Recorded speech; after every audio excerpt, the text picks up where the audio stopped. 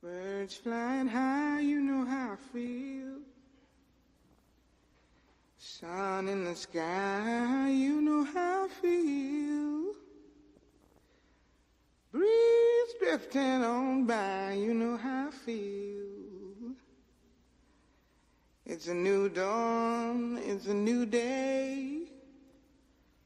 It's a new life for me, yeah. It's a new dawn, it's a new day. It's a new life for me. Woo, woo, woo. And I'm feeling good.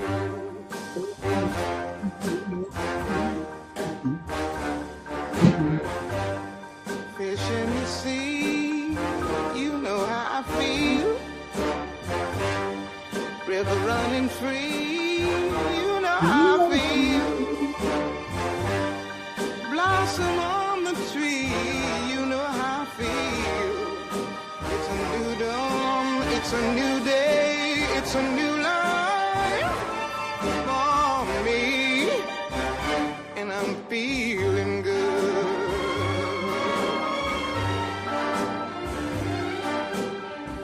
Dragonfly out in the sun, you know what I mean, don't you know? Butterflies all having fun, you know what I mean. Sleep in peace when day is done, that's what I mean. And this old world is a new world and a bold world for me.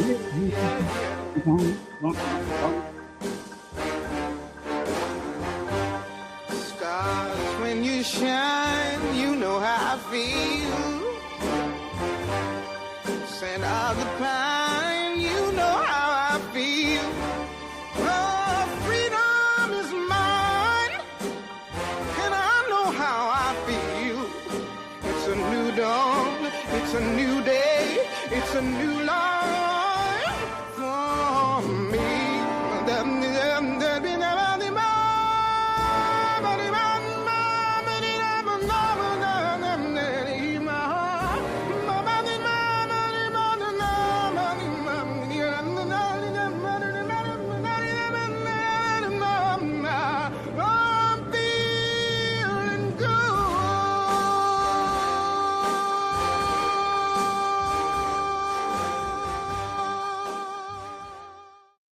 Oh, me too. Welcome to Inauguration Day. It's Inside the Numbers with the People's Pundit. I'm your host, Rich Barris, People's Pundit. We are going to be watching JD sign in here.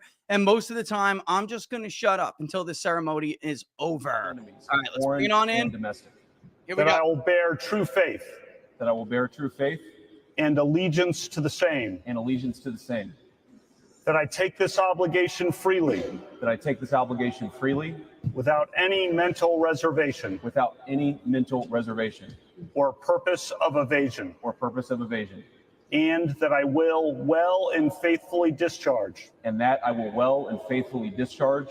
The duties of the office. The duties of the office. On which I am about to enter. On which I am about to enter. So help me God. So help me God. Congratulations, Mr. Vice President.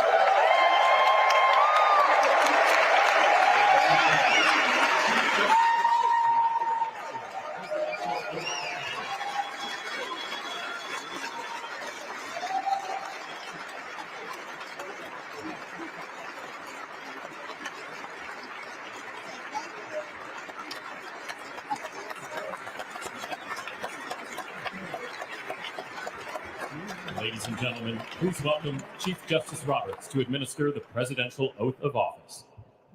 Well done, JD. Well done, brother.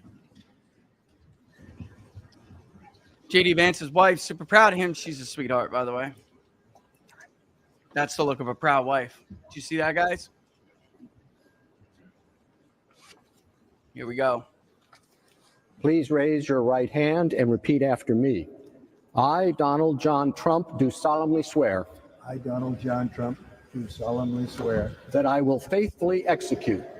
That I will faithfully execute. The office of President of the United States. The office of President of the United States. And will, to the best of my ability. And will, to the best of my ability. Preserve, protect, and defend. preserve, protect, and defend the Constitution of the United States. the Constitution of the United States. So help me God. So help me God. Congratulations, Mr. President.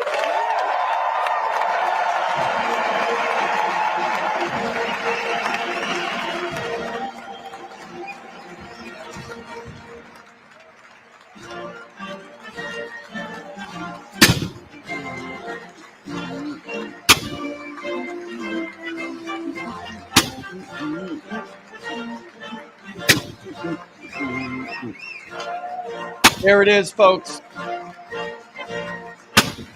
The greatest political comeback in the history of our country, if not in human civilization, has come full circle. It is done. An absolute historic day. Peppers, I got my kids home. Tell you that. They had off, but they were going to stay home and watch this anyway.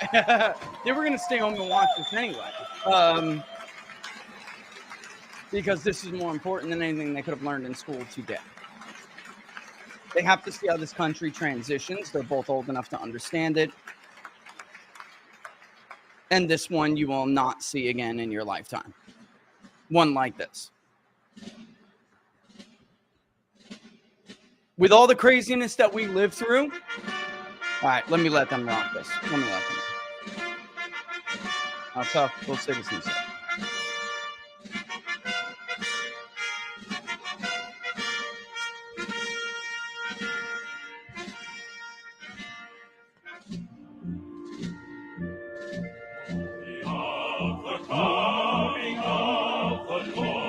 My son loves it. Trampling out the vintage where the grapes of wrath are stored. He hath loosed the faithful lightning of his terrible smith's sword. His truth is marching on.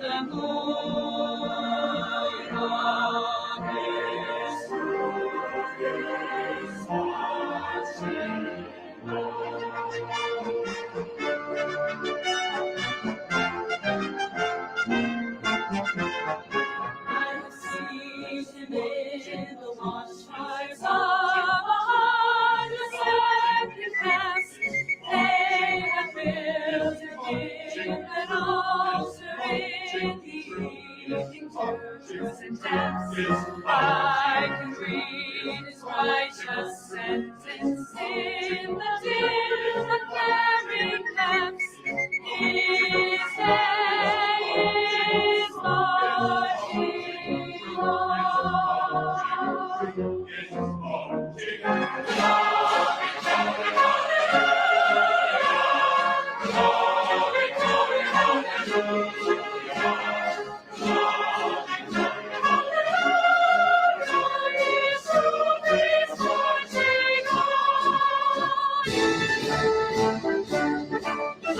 Damn right it is.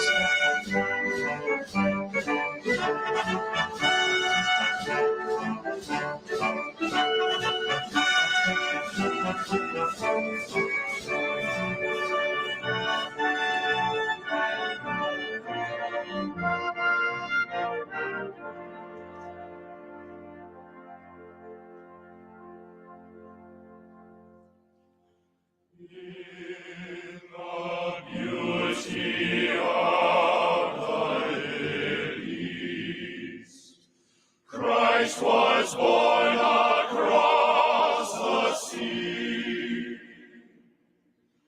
with our glory in his full song that transfigures you and me. As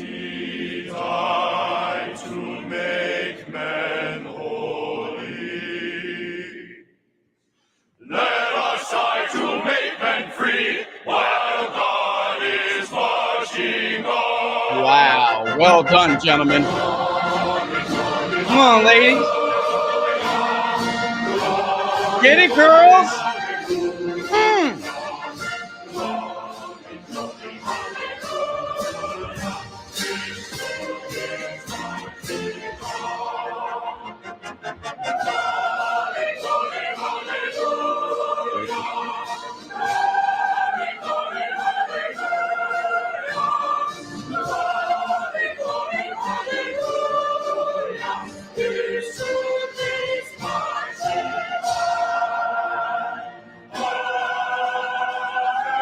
How many actives you got, girls? Wow! Whoa!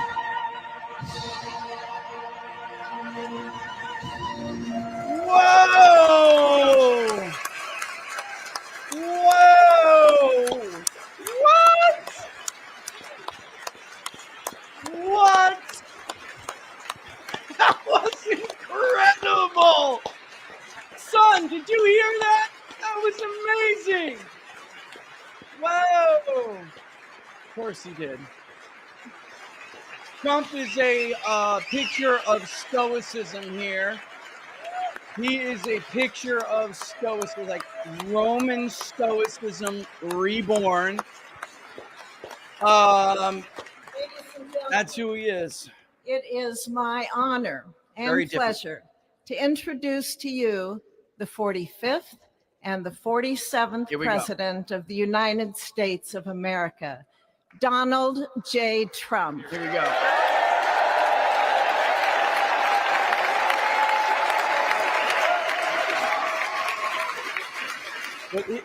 What a remarkable accomplishment. What a remarkable accomplishment. Wait till you see this guy's approval rating, by the way. Never thought I'd live to see the day. I'm not kidding. Just didn't think it was possible. So you changed those race numbers. Thank you very and much, that's it. everybody. Well, thank you very, very much. Vice President Vance, Speaker Johnson, Senator Thune, Chief Justice Roberts, Justices of the United States Supreme Court, President Clinton, President Bush, President Obama, President Biden, Vice President Harris, and my fellow citizens. The golden age of America begins right now.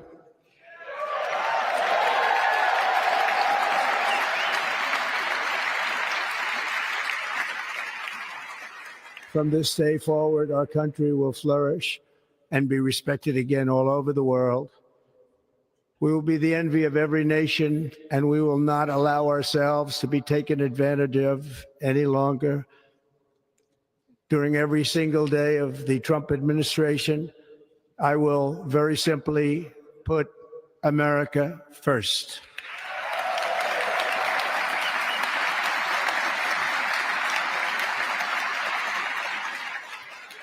Our sovereignty will be reclaimed. Our safety will be restored. The scales of justice will be rebalanced. The vicious, violent, and unfair weaponization of the Justice Department and our government will end.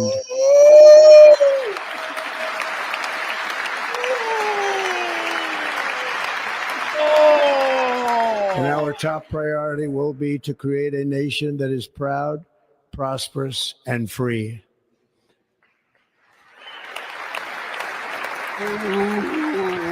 America will soon be greater, stronger, and far more exceptional than ever before. I return to the presidency confident and optimistic that we are at the start of a thrilling new era of national success. A tide of change is sweeping the country. Sunlight is pouring over the entire world, and America has the chance to seize this opportunity like never before. But first, we must be honest about the challenges we face. While they are plentiful, they will be annihilated by this great momentum that the world is now witnessing in the United States of America. As we gather today, our government confronts a crisis of trust. For many years, a radical and corrupt establishment has extracted power and wealth from our citizens while the pillars of our society lay broken and seemingly in complete disrepair. We now have a government that cannot manage even a simple crisis at home, while at the same time stumbling into a continuing catalog of catastrophic events abroad. It fails to protect our magnificent, law-abiding American citizens, but provides sanctuary and protection for dangerous criminals, many from prisons and mental institutions that have illegally entered our country from all over the world. We have a government that has given unlimited funding to the defense of foreign borders, but refuses to defend American borders or, more importantly, its own people. Our country can no longer deliver basic services in times of emergency, as recently shown by the wonderful people of North Carolina, been treated so badly.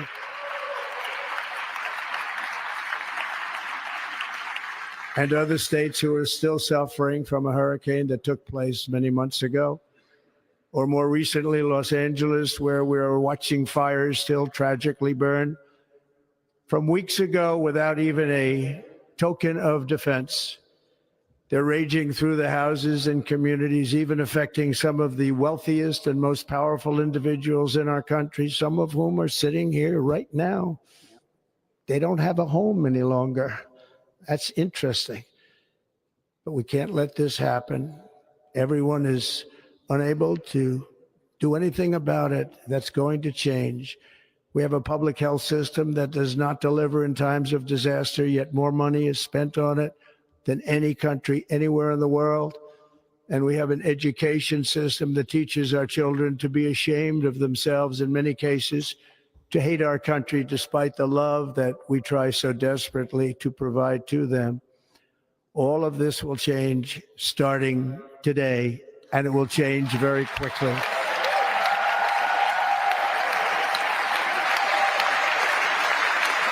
Let me recreate what he's doing. My recent election is a mandate to completely and totally reverse a horrible betrayal and all of these many betrayals that have taken place, and to give the people back their faith, their wealth, their democracy, and indeed their freedom. From this moment on, America's decline is over.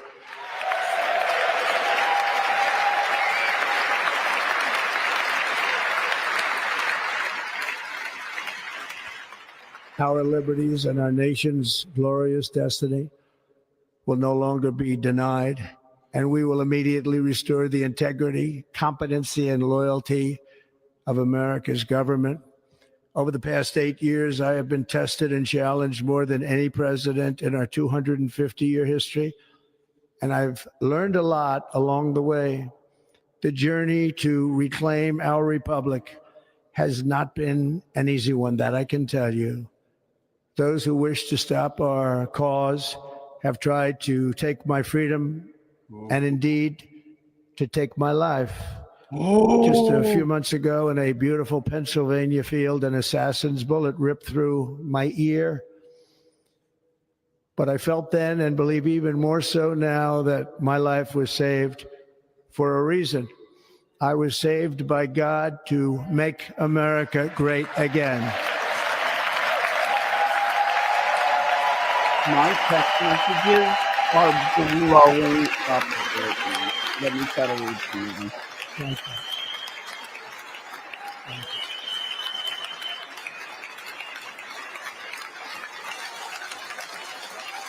Thank you very much.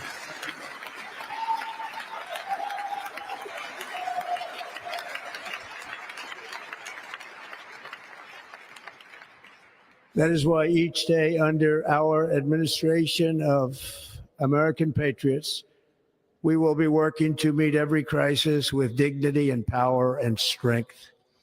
We will move with purpose and speed to bring back hope, prosperity, safety, and peace for citizens of every race, religion, color, and creed. For American citizens, January 20th, 2025 is Liberation Day.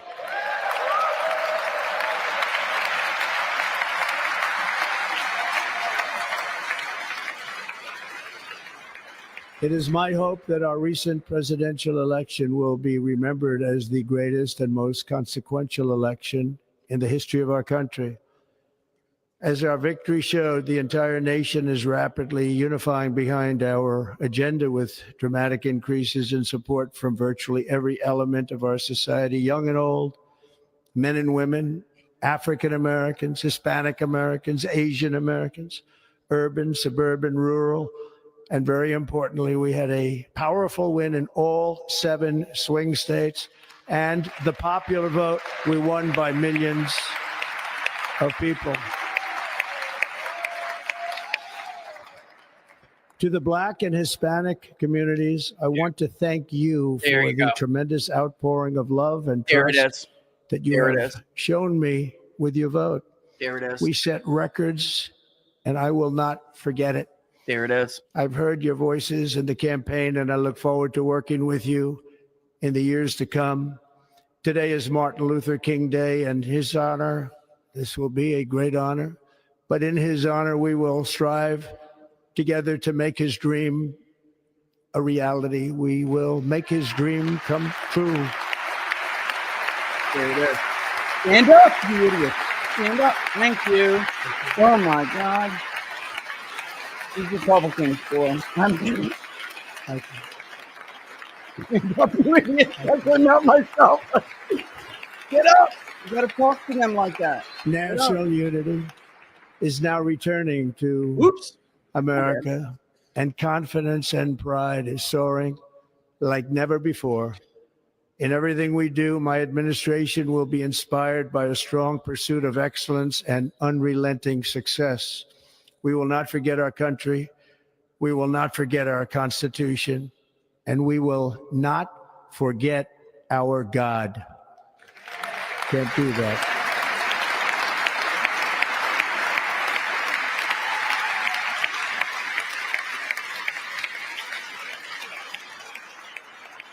Today, I will sign a series of historic executive orders. With these actions, we will begin the complete restoration of America and the revolution of common sense. It's all about common sense. First, I will declare a national emergency at our southern border.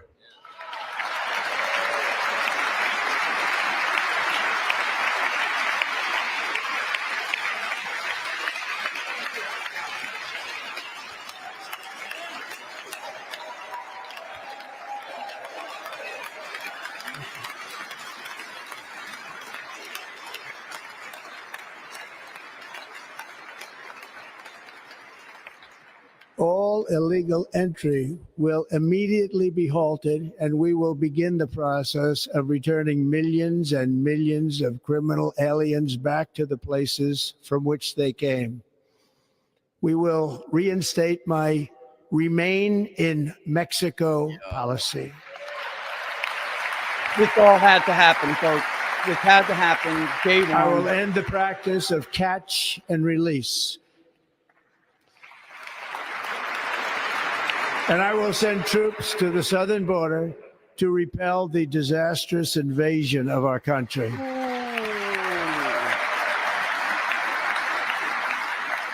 Under the orders I signed today, we will also be designating the cartels as foreign terrorist organizations. All things very popular.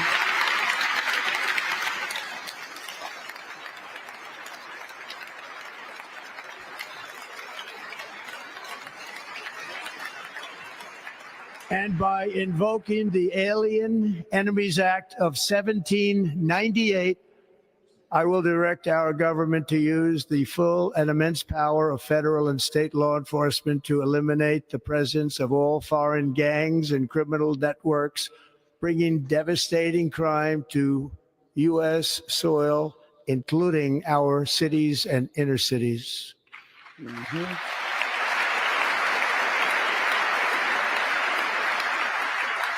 As Commander-in-Chief, I have no higher responsibility than to defend our country from threats and invasions, and that is exactly what I am going to do. We will do it at a level that nobody's ever seen before. Next, I will direct all members of my cabinet to marshal the vast powers at their disposal to defeat what was record inflation and rapidly bring down costs and prices.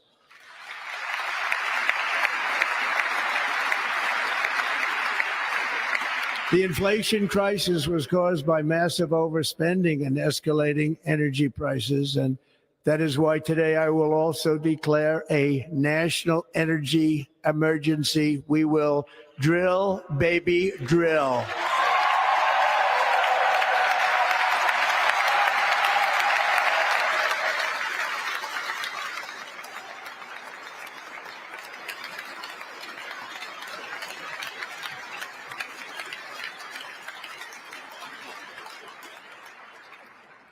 America will be a manufacturing nation once again, and we have something that no other manufacturing nation will ever have, the largest amount of oil and gas of any country on earth, and we are going to use it.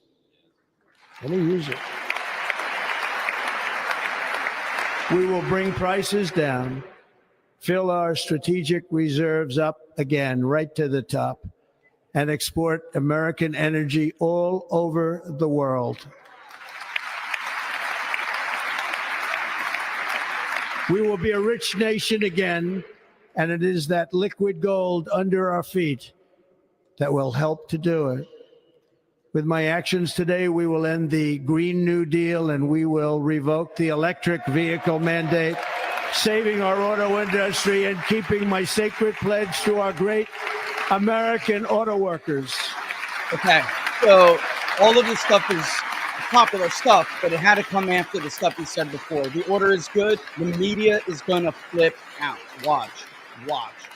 In other words, you'll be able to buy the car of your choice. We will build automobiles in America again at a rate that nobody could have dreamt possible just a few years ago. And thank you to the auto workers of our nation for your inspiring vote of confidence. We did tremendously with their vote. I will immediately begin the overhaul of our trade system to protect American workers and families. Instead of taxing our citizens to enrich other countries, we will tariff and tax foreign countries to enrich our citizens.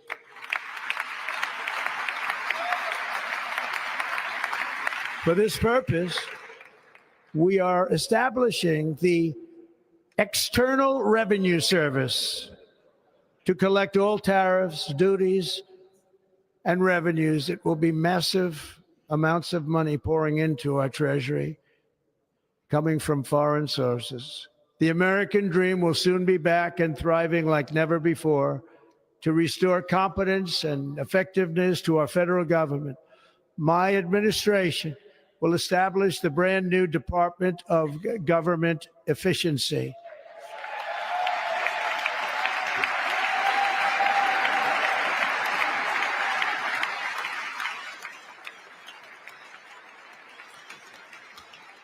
After years and years of illegal and unconstitutional federal efforts to restrict free expression, I will also sign an executive order to immediately stop all government censorship and bring back free speech to America.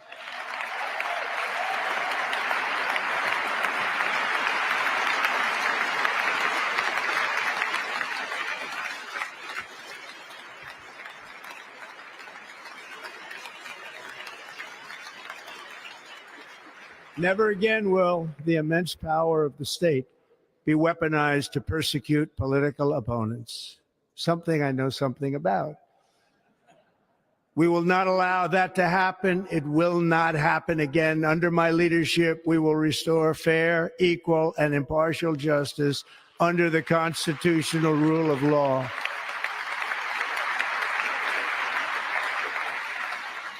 And we are going to bring law and order back to our cities.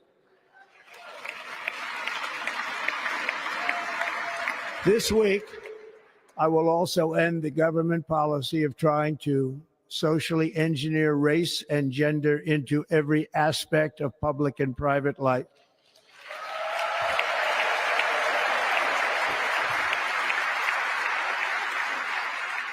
We will forge a society that is colorblind and merit-based.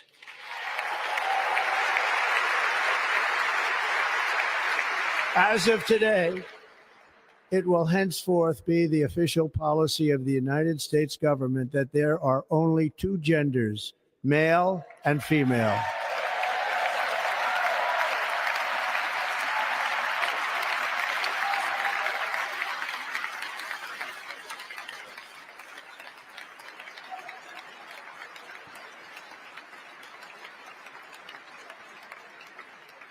This week, I will reinstate any service members who were unjustly expelled from our military for objecting to the COVID vaccine mandate with full back pay.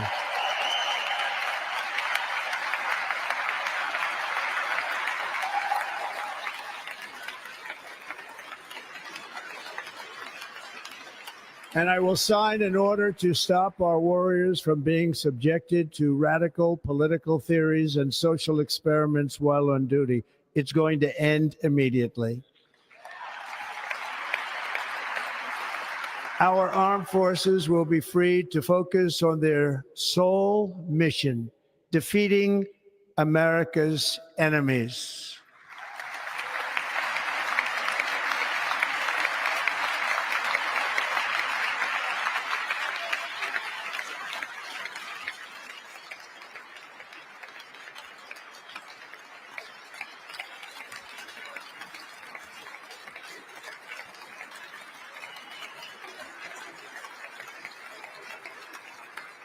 Like in 2017, we will again build the strongest military the world has ever seen.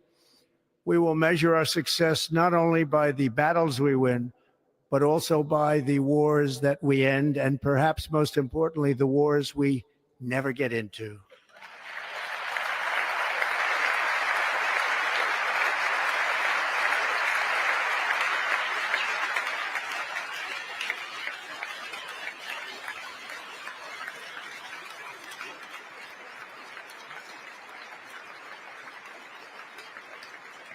My proudest legacy will be that of a peacemaker and unifier. That's what I want to be, a peacemaker and a unifier. I'm pleased to say that as of yesterday, one day before I assumed office, the hostages in the Middle East are coming back home to their families.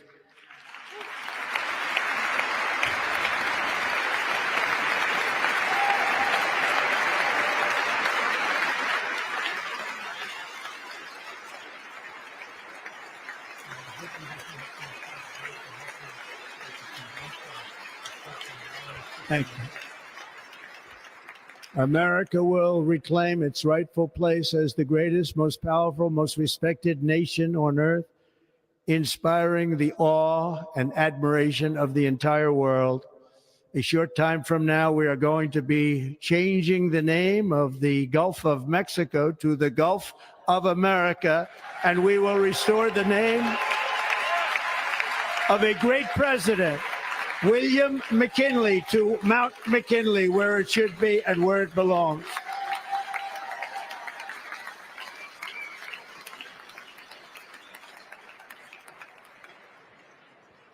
President McKinley made our country very rich through tariffs and through talent.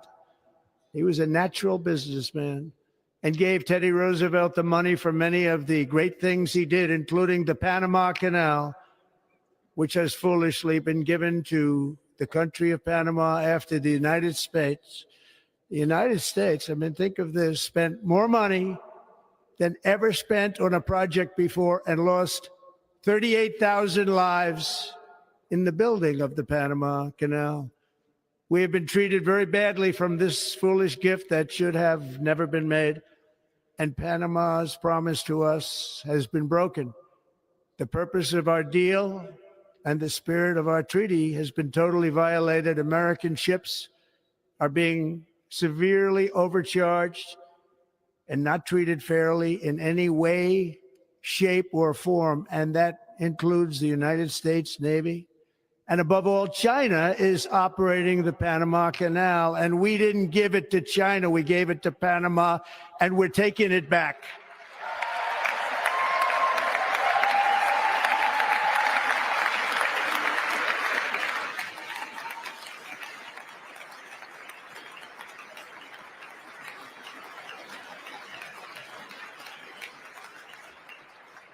Above all, my message to Americans today is that it is time for us to once again act with courage, vigor, and the vitality of history's greatest civilization. So as we liberate our nation, we will lead it to new heights of victory and success. We will not be deterred. Together, we will end the chronic disease epidemic and keep our children safe, healthy, and disease-free. The United States will once again consider itself a growing nation, one that increases our wealth, expands our territory, builds our cities, raises our expectations, and carries our flag into new and beautiful horizons. And we will pursue our manifest destiny into the stars, launching American astronauts to plant the stars and stripes on the planet Mars.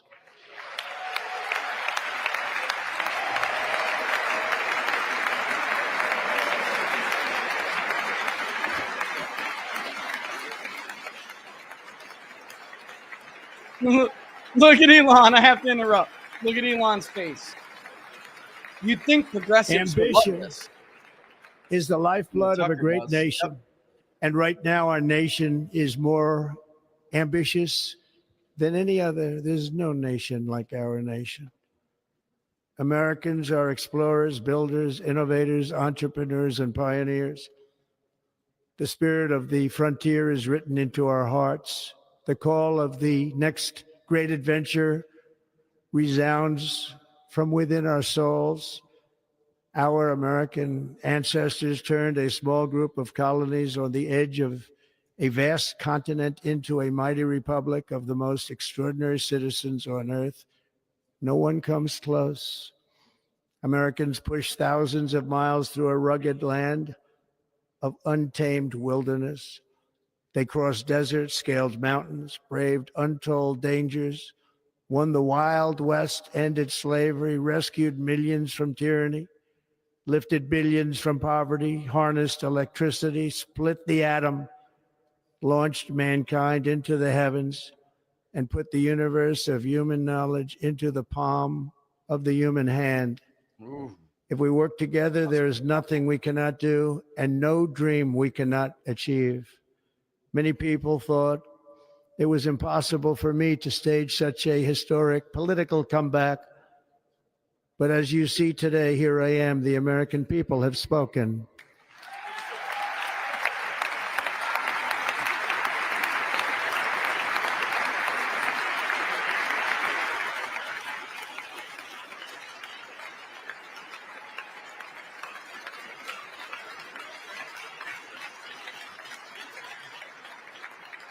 I stand before you now as proof that you should never believe that something is impossible to do.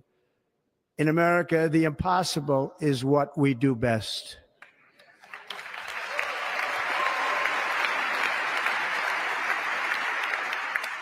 From New York to Los Angeles, from Philadelphia to Phoenix, from Chicago to Miami, from Houston to right here in Washington, D.C., our country was forged and built by the generations of patriots who gave everything they had for our rights and for our freedom. They were farmers and soldiers, cowboys and factory workers, steel workers and coal miners, police officers and pioneers who pushed onward, marched forward, and let no obstacle defeat their spirit or their pride. Together they laid down the railroads, raised up the skyscrapers, built great highways, won 2 world wars, defeated fascism and communism, and triumphed over every single challenge that they faced. After all we have been through together, we stand on the verge of the 4 greatest years in American history. With your help, we will restore America's promise, and we will rebuild the nation that we love, and we love it so much. We are one people, one family, and one glorious nation under God. So to every parent who dreams for their child, and every child who dreams for their future, I am with you, I will fight for you, and I will win for you. We are going to win like never before.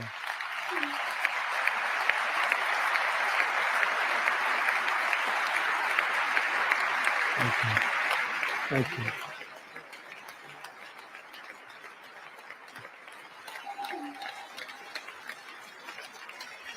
Thank you. Thank you. In recent years, our nation has suffered greatly, but we are going to bring it back and make it great again, greater than ever before. We will be a nation like no other, full of compassion, courage, and exceptionalism. Our power will stop all wars and bring a new spirit of unity to a world that has been angry, violent, and totally unpredictable. America will be respected again and admired again, including by people of religion, faith, and goodwill. We will be prosperous. We will be proud. We will be strong, and we will win like never before. We will not be conquered. We will not be intimidated. We will not be broken, and we will not fail. From this day on, the United States of America will be a free, sovereign, and independent nation. We will stand bravely. We will live proudly. We will dream boldly, and nothing will stand in our way because we are Americans. The future is ours, and our golden age has just begun. Thank you. God bless America. Thank you all. Thank you. Thank you very much. Thank you very much. Thank you. Somebody better be watching this guy. Live, not leave. There you go. He's trying to get ready. Thank you.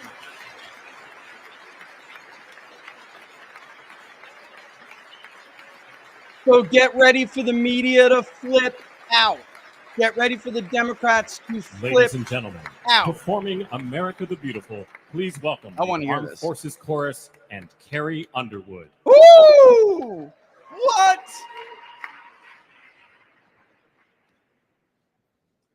I thought she went liberal.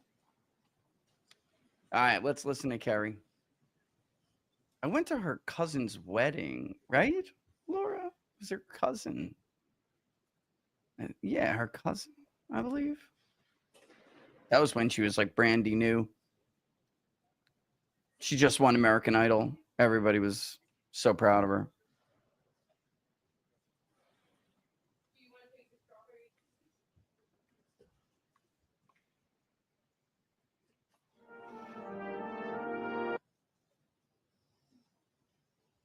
It's the Capitol, folks. Let's get it right. She's laughing. What are you going to do?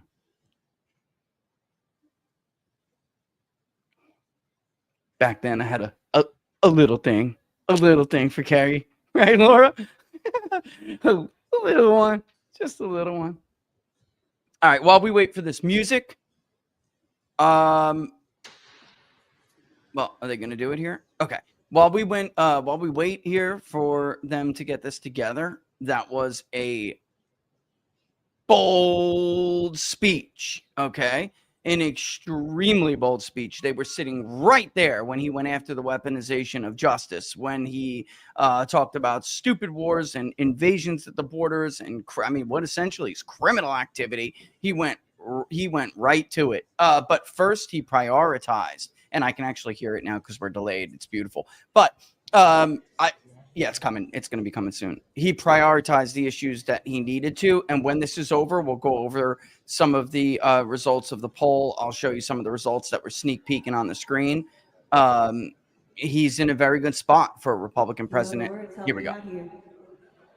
Oh, beautiful for spacious skies, for amber waves of gray. Going a cappella. For purple mountain majesties above the fruited plain.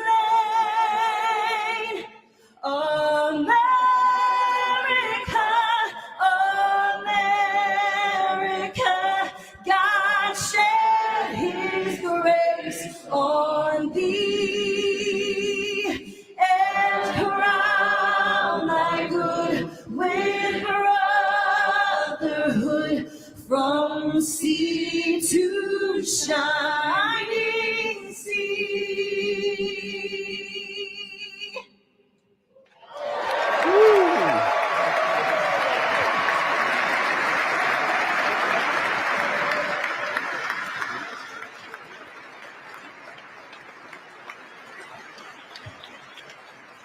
Yeah, I was thinking Rasta. I was thinking the same thing.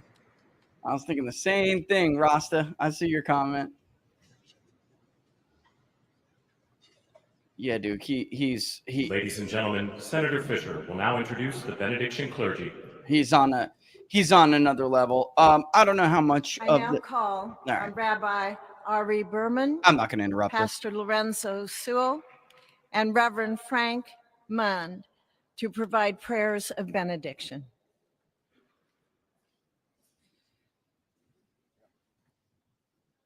All right. They're coming. They're right there. All right. I'm chomping at the bit here, but we'll have to wait.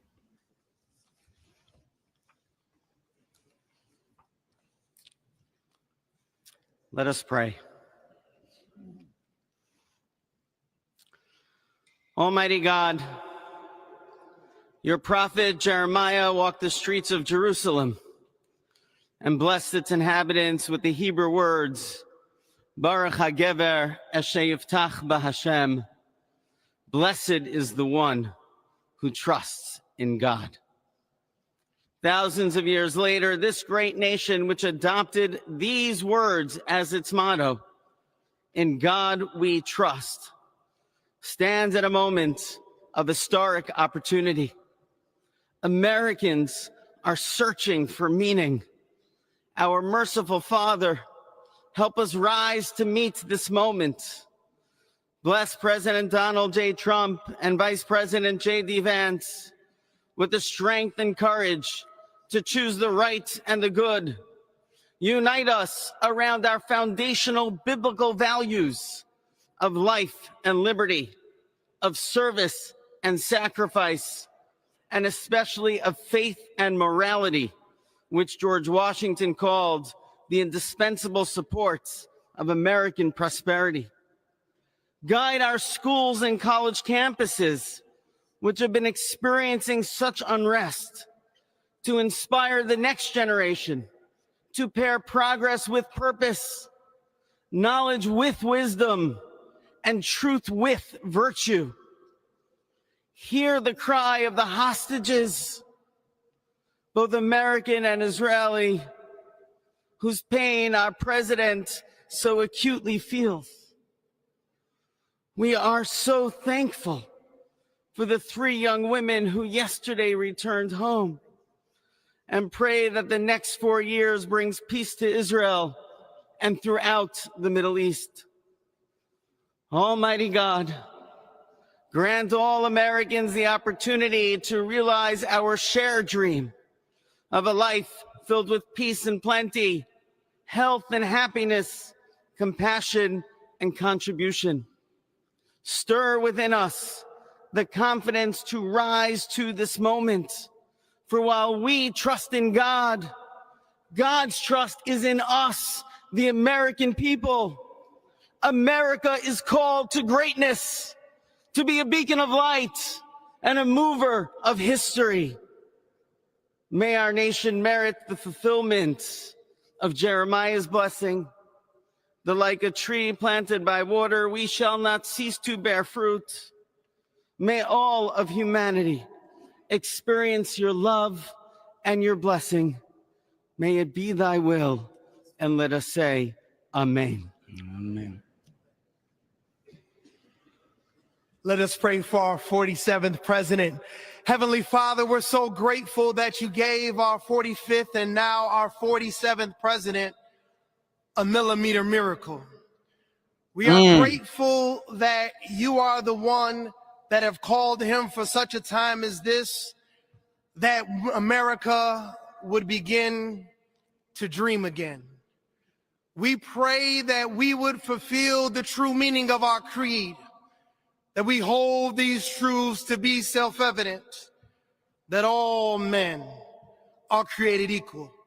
We pray that you use our president, that we will live in a nation where we will not be judged by the color of our skin, but by the content of our character.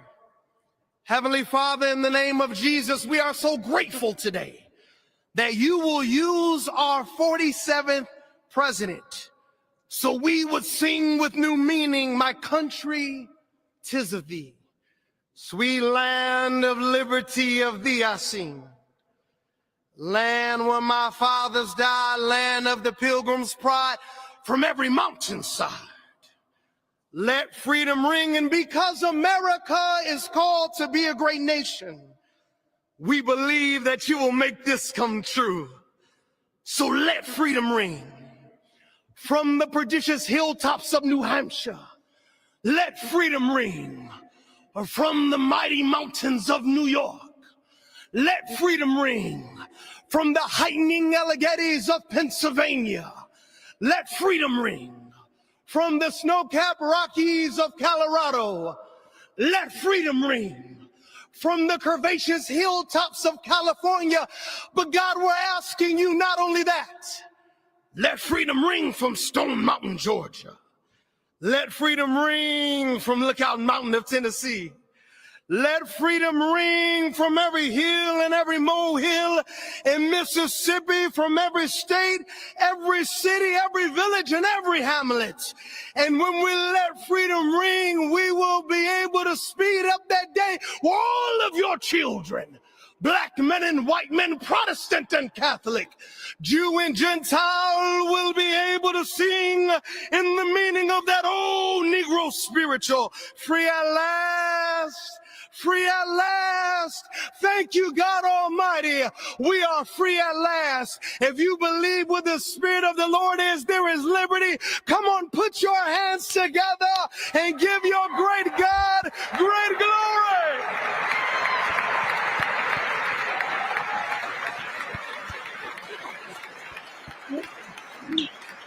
Look at JD. He's like, that was great.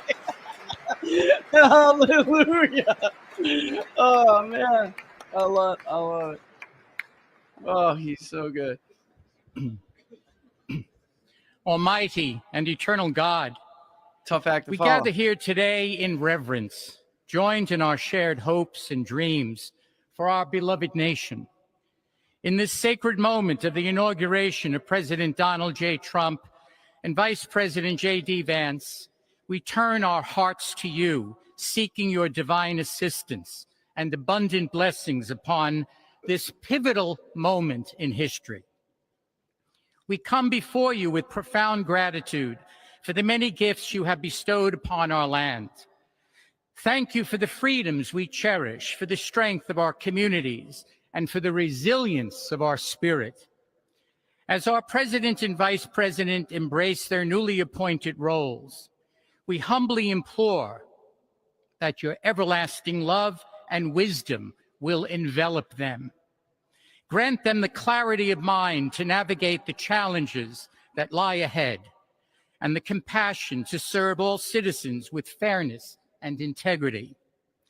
May their hearts be filled with a giving spirit and sincere understanding for those whom they represent.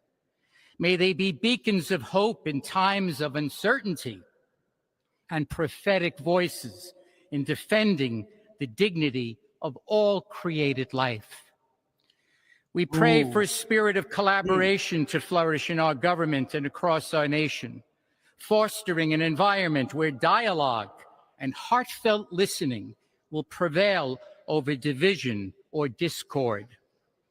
May each decision made by our president and vice president reflect the values of justice and peace.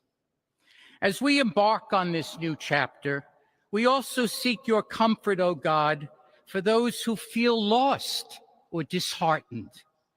In this time of transition, may your light shine upon them, reaffirming their belief in a brighter tomorrow. So good.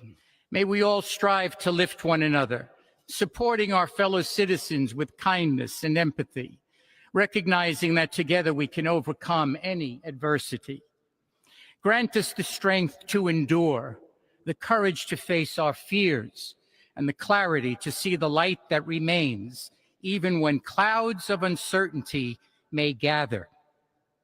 Inspire our new leaders to be champions for the vulnerable and advocates for those whose voices are often silenced. May they pursue policies that promote the well-being of all, seeking to build bridges that will foster unity and belonging. As we stand witness to this inauguration, we hold fast to our faith in the goodness of each of us and the possibility of change. We trust that with your guidance, O God, our nation can move forward to a future filled with promise, prosperity, and understanding. And finally, we lift our hearts in gratitude for the beloved parents of President Trump. Without Mary and Fred Trump, this day would never be the miracle that has just begun. From their place in heaven, may they shield their son from all harm by their loving protection, and give him the strength to guide our nation along the path that will make America great again. Let us go forth now with these words of President Trump's emblazoned on our hearts. As long as we have pride in our beliefs, courage in our convictions, and faith in our God, then we will not fail. We stand tall, we stand proud, because we are Americans, and Americans kneel to God, and to God alone. Amen. Amen. Ladies and gentlemen, please remain standing for our national anthem.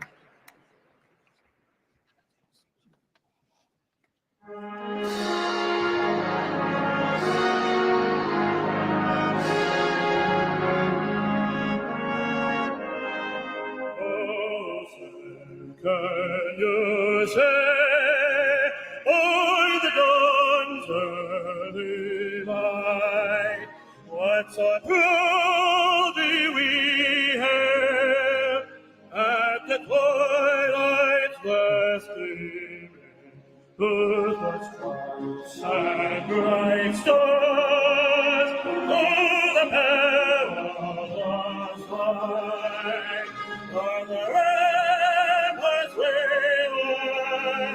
were so gallantly slain, and the valiant eagle,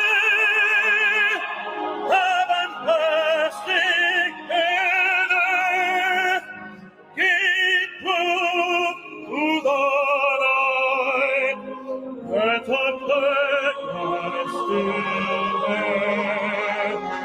Oh, sailors, let's go. Take up the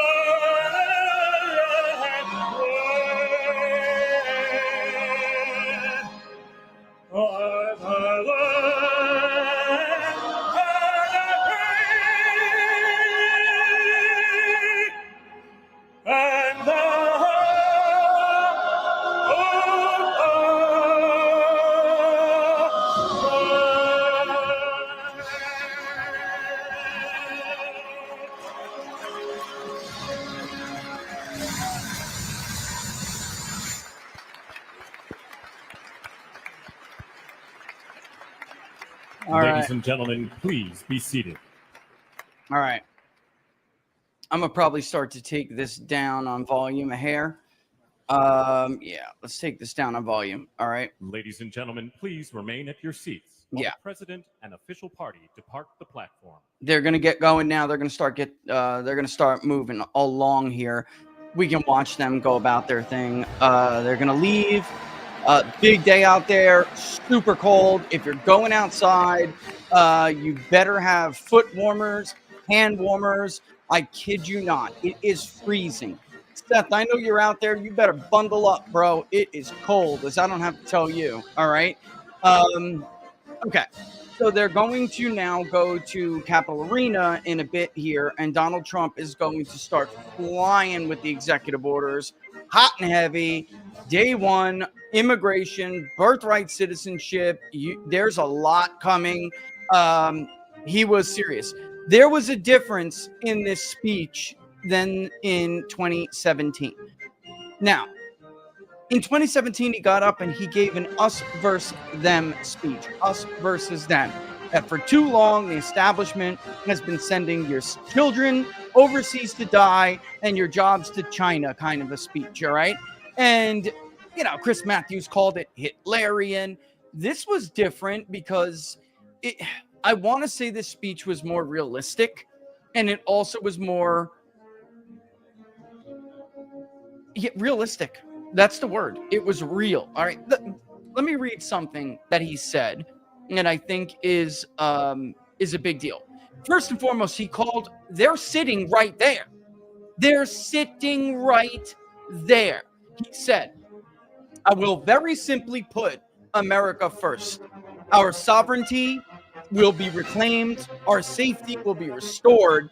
The scales of justice will be rebalanced.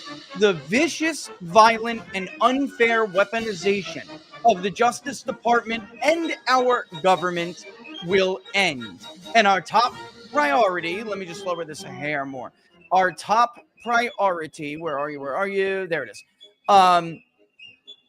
Will be to create a nation that is proud, prosperous, and free. America soon will be greater, stronger, and far more exceptional than ever before. And he talks about how he's optimistic and confident about returning to the presidency. But he said a tide of change is sweeping the country. Sunlight is pouring over the entire world. And America has the chance to seize this opportunity like never before. But first, we must be honest about the challenges we face. While they are plentiful, they will be annihilated by this great momentum that the world is now witnessing in the United States of America. In other words, he says, let's not kid ourselves. We are facing a very grave situation, but it will be annihilated by this movement. Yo. This was, you will never hear a speech like that again. Ever. We're all going to die. And we're never going to hear a speech like that from a president being sworn in ever again. Unless, of course, something even worse happens, you know, in the future, 30 years from now, we're all still kicking and, you know, our tickers are still going. And there's some serious decline in this country. Maybe you will see something like this again. But I'm telling you, look at your parents, look at your grandparents, look at your own lives. You will never, almost assuredly never, witness a moment and a speech like that again from a president. Ever. And it was just the beginning, because here they go. All right. I do want to give you guys a few little tidbits about what we found in this poll. It's technically not done yet, but we're not going to see very many changes here. It's been pretty consistent across the board. Trump enters the White House. I don't give a damn what CNN says. I don't give a damn what CBS News say. They suck and can't poll. It's so convenient for them that there's not an election tomorrow to find out who's right or wrong about this, because, of course, they'd be wrong and I'd be right. All right? So This man has never had an approval rating sitting in the mid 50s outside of when a brief period during the pandemic. But even then, I don't think we got there. I have to go consult the record here. But more importantly, he's never had a disapproval as president or going into the presidency in the 30s. It now sits at 37% disapproval. That is historic for him. All right, he's a polarizing figure. You either loved him or you hated him. And for many, many years during the Trump era, there have been, 40%, 43%, 45% who hated him, absolutely hated him. And that it would manifest in that strongly disapproval number. Right now, let me pull it up. Let me get you exactly what that strongly disapproved number is. 26.9%. And that is what I just looked. We have some responses coming in right now. Strongly disapprove is 26.9%. You can compare that with Joe Biden, who is always now and probably for the foreseeable future will be sitting at 40%. Now, most people that are being interviewed for this poll will not know about these Biden pardons. You know how our methodology works. If you've been following us for a while, people do have time to complete certain interviews. If they received a text message and they wanted to do text to online, or they were reached through, the marketplace of polling, where they were able to do the survey online, they can save and continue and come back within 24 hours as long as they aren't given that cutoff time. Like, look, you still have X number of hours to complete it. Why do we do that? I'll leave it to you to figure out, but it is something we've been doing for a while. So there will be some that know about these pardons, but not all. And these pardons make Richard Nixon look like a choir boy. I don't want to hear about Watergate ever again. I'm sick and tired of Richard Milhouse Nixon, being in pop culture and in history and academia, being this disgraced president who didn't do anything right and was just a crook, and that's it. Watergate was nothing compared to what Hunter Biden did for his father, okay? Nothing. Richard Nixon didn't take money from a foreign government. Richard Nixon didn't use his son as a bag boy. He tried to cover up a break-in. Big deal.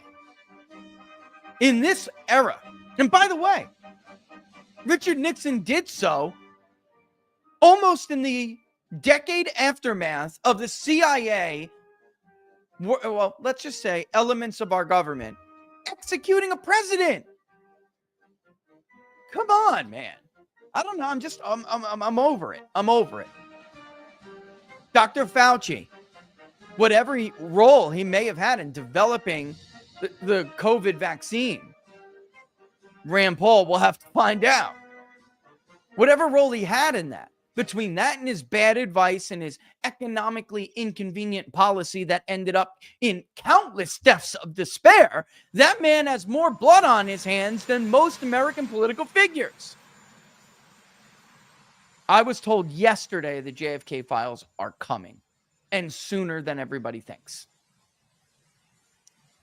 I actually agree with N1R01 Anonymous on YouTube. Nixon's real crime was the EPA. Not trying to cover up a break-in. Meanwhile, Johnson and the rest of them get lionized. All right, but I don't want to get too far off topic here. On every issue we tested, more Americans than not expected that issue to improve under Donald Trump. On some issues, it's to the moon. Immigration and border security is, of course, you really shouldn't be surprised by this, the biggest gap, and we're talking about roughly 60% of the country expect him to deal with it. Handled. Not address it, not work on it a little bit, handle it. A majority of Americans, and again, it's to me, it's not just the number of people who are on his side, it's the number of people who are really against him. So in this question, when we asked that, we would say, tell us what you think on a scale here. And there's an option to say none. I have no confidence that he will handle and address these issues. None. That number is so small. Let's go through it on economy and jobs. 4.6%. That's it. Oh, no, I'm sorry. Excuse me. 13.2%. That's it. I'm combining in my head. I need to combine the two.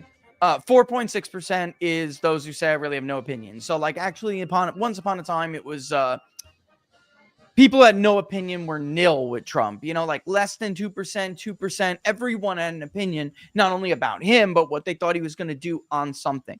Those numbers now are starting to increase because those are people who are saying, I don't know, maybe he will.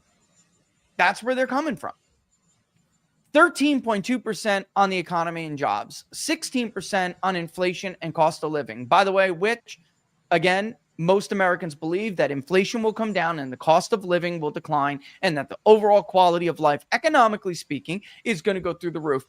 Is going to get better, and their paychecks on the Registered Voter Economic Confidence Index, the sub-index that deals with inflation and income-related concerns, has hit the highest level. They expect the number of people who said they have a positive outlook on the next 6 months, what their personal income is going to be like, has hit the highest it has ever been measured by our poll, ever. All right, so immigration and border security, only 13%. Again, have no confidence. By the way, again, like I said, almost 60%, roughly almost 60%, think he's going to deal with, solve, whatever word you want to use. Crime and safety, only 14% have no confidence. National security and foreign policy, only 16% have no confidence. By the way, most Americans believe that Trump is going to he's going to improve national security and foreign policy. And that goes, we asked specifically about the Russo-Ukrainian war and the Palestinian-Israeli conflict, or Israeli-Palestinian conflict, whichever one you prefer. On labor and union issues, only 17%, 19% on preserving Social Security and Medicare. That's one issue where Americans did have skepticism, though more than not still believed that he was going to do something with it. Okay, so a great deal of confidence is 26%, whereas none at all is only 19%. And a plurality still think he will deal with these issues. They are more skeptical because I think they understand the debt is a tremendous problem. Threats to democracy and corruption, only 19.6% say they have no confidence in it. But when you compare that 30% of a great deal and another almost 20% of quite a lot of confidence, it's basically half the country who thinks he is going to deal with threats to democracy and corruption. And by the way, after that speech, that would probably go up. So there you have it. What else? Just huge changes from 17 to 25. All right. And I'll end this because we're just seeing now him going to the car. If we're still on and live, when he begins to sign executive orders, we will take it back. Thank you to Right Side Broadcasting. You guys are great when it comes to that stuff. You got it all covered. Yes, they are a Trump-friendly live stream channel, but they're all over it. And I get to listen to it without listening to the opinions of idiots who don't know what they're talking about. We probably don't have the time. It's already 1:11. But if we did, I really want to discuss some of the stuff we heard over the weekend. And it gives you an idea of how we think the media is going to respond to this. Because, of course, the media is the vehicle of the Democratic Party. They are dealing, coping, whatever you want to say. And they're starting to draw conclusions about how to handle this now. Because this is not the situation they encountered in 2017. They believed Americans weren't ready for the change they voted for. They were right. And they figured as long as we could say he's crazy, look what he's doing, look what he's saying, that it was going to turn Americans away from him. And in truth, a lot of Americans got the seasick voter. They got tired of the boat constantly rocking and they couldn't deal with it anymore. But we are now in a different time. And ever since, I think, and I'm going to argue this more as we move forward in the future here, I may even write a damn book about it. The debate was the moment, and if you were on book club, by the way, Nations and identities. Nations and identities. If you are on book club, by the way, yesterday with us, you know a little bit more about this and what I'm talking about. As a pollster, they may have their reasons for not. I mean, trust in the media has always been low, but now they've lost contact with people that were their persuadable voters. That's why Trump's disapproval is now in the 30s. That's why his favorability rating is in the mid 50s. That's why his approval rating is in the mid 50s. They have lost people that they maybe weren't counting as partisans, but were certainly persuadable and in persuadable groups. You gotta love that he hat tipped to the non-white voter. He had to do that. And Republicans, my God, get up! Stand up when the man thanks black voters who not very long ago were voting 96% Democratic. When he thanks Hispanics who not long ago were voting 70-30 Democratic. Who you harmed with the Great Recession more than anybody else. When he said, I heard you, and we're going to get it done, you get up. Because in case you notice the now disgraced Chris Wilson and the rest of the Ann Coulter crowd, and now all of those like Ryan who are trying to ride the MAGA train, they were wrong. And if they would have won the day, you would not be in that chamber today watching your president get sworn in. Because guess what? There aren't enough white people. Maybe one day things will change. Political coalitions are always changing. The only thing consistent about political coalitions is that they consistently evolve. The People's Pundit 2014. But that is not, today is not that day. And you absolutely needed those people. And those people are feeling the pain that you guys are feeling. Those people are frustrated like you have been frustrated. And they deserve to be recognized. Not ignored and not cold, fooled, scold. Or what did Chris say, guys? The People's Pundit is pushing a mirage. You remember that? And Ryan and Ann and all the rest of them, it's a mirage. Don't blow smoke up people's asses, Ryan said on Twitter one day. Remember that? So you get up and you follow this man's lead. You better do that for the next 4 years. Also, on a personal note here, before we get back to the poll, politics aside, JD, I'm so proud of you. Your wife, in case you didn't notice, is so proud of you. You will go back and you will watch tapes, and my hope is that you will see the look on your wife's face when you were being sworn in. It was like yesterday. I remember, I don't care. It was like yesterday when the media pollsters were saying you were tied with Tim Ryan, and your pollster was kind of hedging his bets.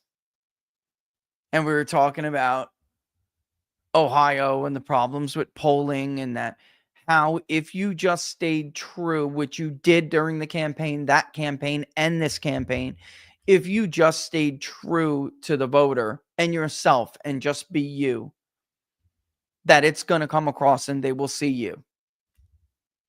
And they'll reward you for it.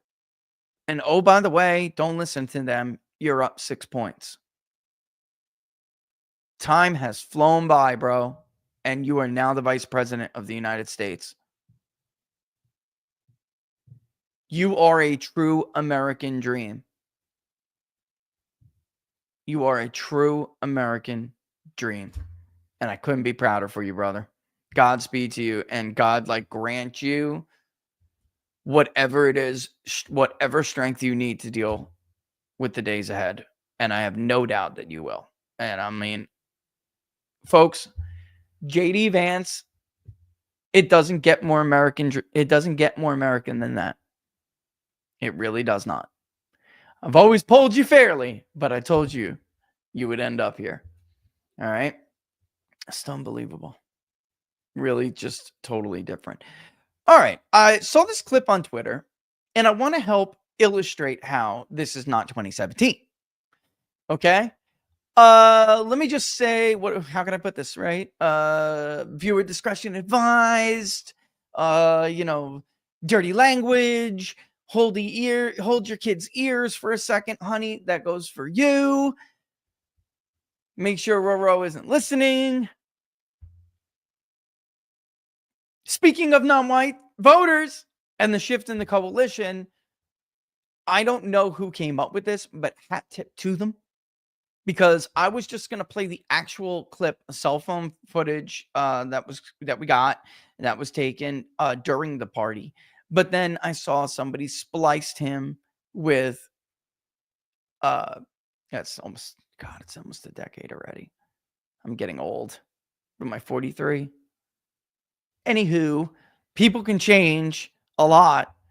And this is like very, very, it helps us, it's very instructive to understand how much the culture has changed, how much our society has changed. All right, so I know he's going to be coming soon, so I'm going to play this quick, and we're going to go back. Probably going to have to go back to the tape in a second.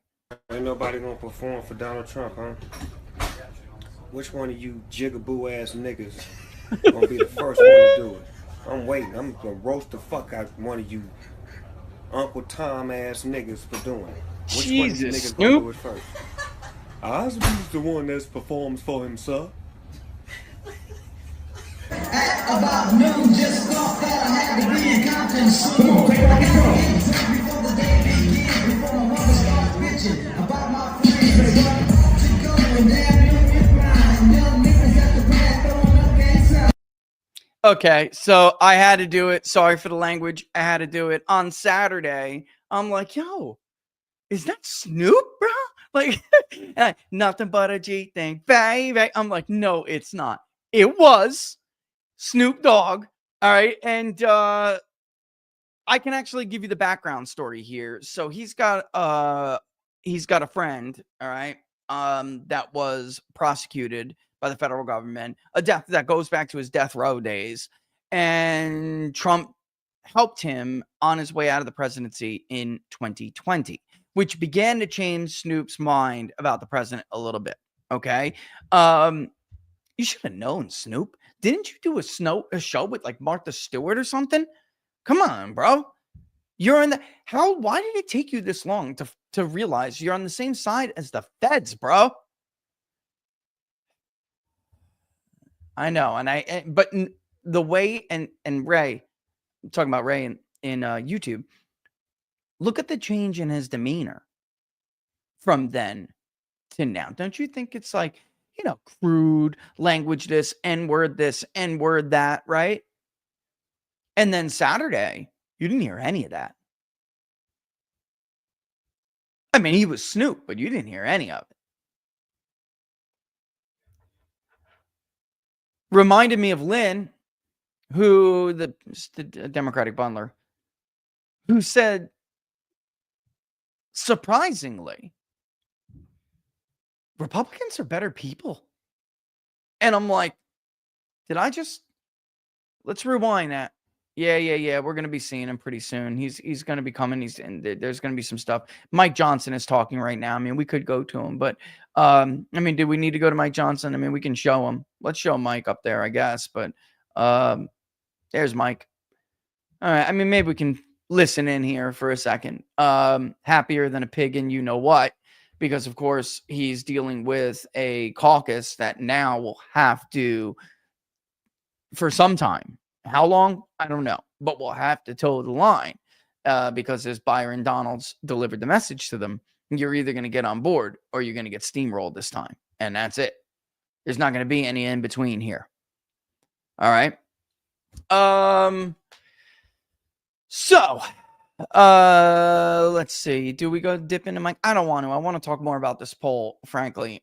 We could go back to him in a second here. A lot of people lying and saying they didn't vote for Kamala Harris when we know the likelihood that they did. 2.5%, roughly, close to 2.5%, won't even tell us who they voted for. That is unusual. Usually that number is absolutely insignificant, as we can see them funneling in here. Normally, you have a very, very small number of people who say, look, I prefer not to say. All right. That is not the case at this current moment. It's much higher. And we know that that is the case because Kamala Harris's vote share is way too low from what she got.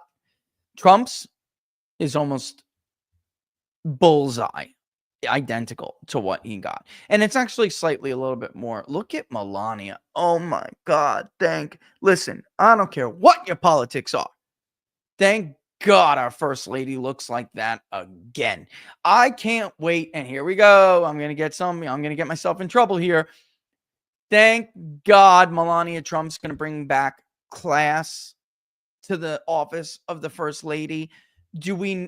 We will not have to see trannies running around in slippers during the Christmas show, like, showing pieces of their body that none of us need to see. Whether you're a kid or a grown adult,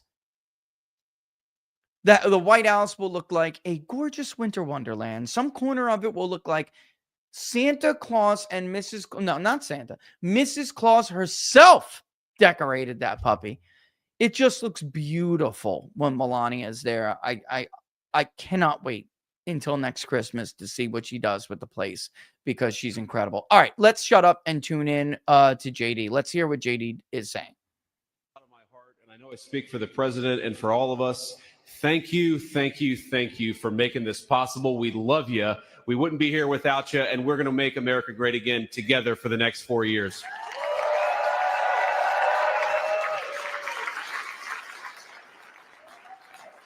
They actually haven't gotten And the last thing I'll say is, having stood outside for about 5 minutes to wave goodbye to the Bidens, thank God we moved that thing indoors because it was a beautiful ceremony and it was cold as hell outside. So, sir, the 45th and 47th president of the United States, Donald J. Trump. No doubt, Nico. No doubt. She is the most beautiful first lady we have ever had. No doubt. No, he's right. I said, oh, look at this beautiful sunny day. We blew it. And then I went outside and we were freezing. You would have been very unhappy. The sun was very deceptive, I will tell you. It is cold out. Yeah, bounces And I'm sort of saying, that was so beautiful today. Maybe they should do it there every 4 years. Does that make sense? I don't know. Because, the outdoor thing is really good, but it gets a little cold around this time of the year. Some people have noticed. And a lot of times they suffer through it. There was no suffering in that room. It was 72 degrees. It was perfect with the best acoustics I think I've ever heard in a room. This is not so bad either. But I just want to say you're a younger, far more beautiful audience that I just spoke to. And I want to keep it off the record. I want to keep that off the record. Because I don't want to have all those big shots up there. I don't want to think you're more powerful than them. You look better than them, and I love you. Now, we just had a great time. We just had a great day. This was amazing. When you think we took a journey. I mentioned in the speech, a lot of people said that was not a journey that was possible, and it was indeed possible. I didn't really know too much about what they were saying when they said that, but a lot of people felt it. And we hooked up with JD very early. I watched JD over a period of time. I endorsed him in Ohio. He was a great senator and very, very smart. The only one smarter than him was his wife. That was, I would have chosen her, but somehow the line of succession didn't work that way, right? But now she's great and he's great. This is a great, beautiful couple and yes, they are. Unbelievable career. I just said to him, you are very upwardly mobile, because he hasn't been doing it that long. but he picked it up so quickly. Remember, the first week was a little bit like the fake news was hitting him really hard. And I said, "Ooh, this may be tough," but after that, it was smooth sailing for him. He took on everybody. He took on the meanest. I don't want to use the word corrupt because we're into a new system, so let's wait till the corruption begins, because it will. But he took on some pretty mean people, and he handled it well. I want to also congratulate Mike Johnson for the job that he's doing. Speaking of which, J.D. Vance is positive in this poll now again. We gave him like a majority of almost nothing. Unsures. And then I said to make it tougher on him, let me take 2 or 3 of the people, right? I said, he'll only have to suffer with that for about 3 months. How are they doing, by the way? Are they? Is that moving along? Totally uniform.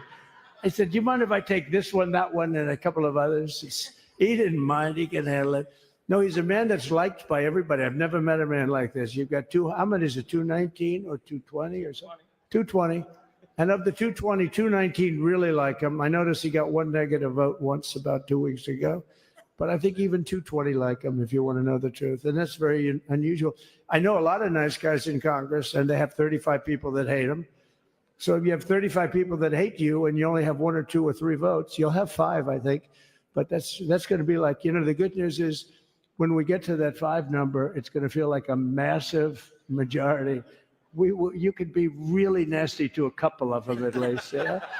So it's going to feel like hitting your head on the wall and stopping. It feels so good to stop, but he's done a fantastic job. And Steve Scalise is, he's our hero because, I was with him.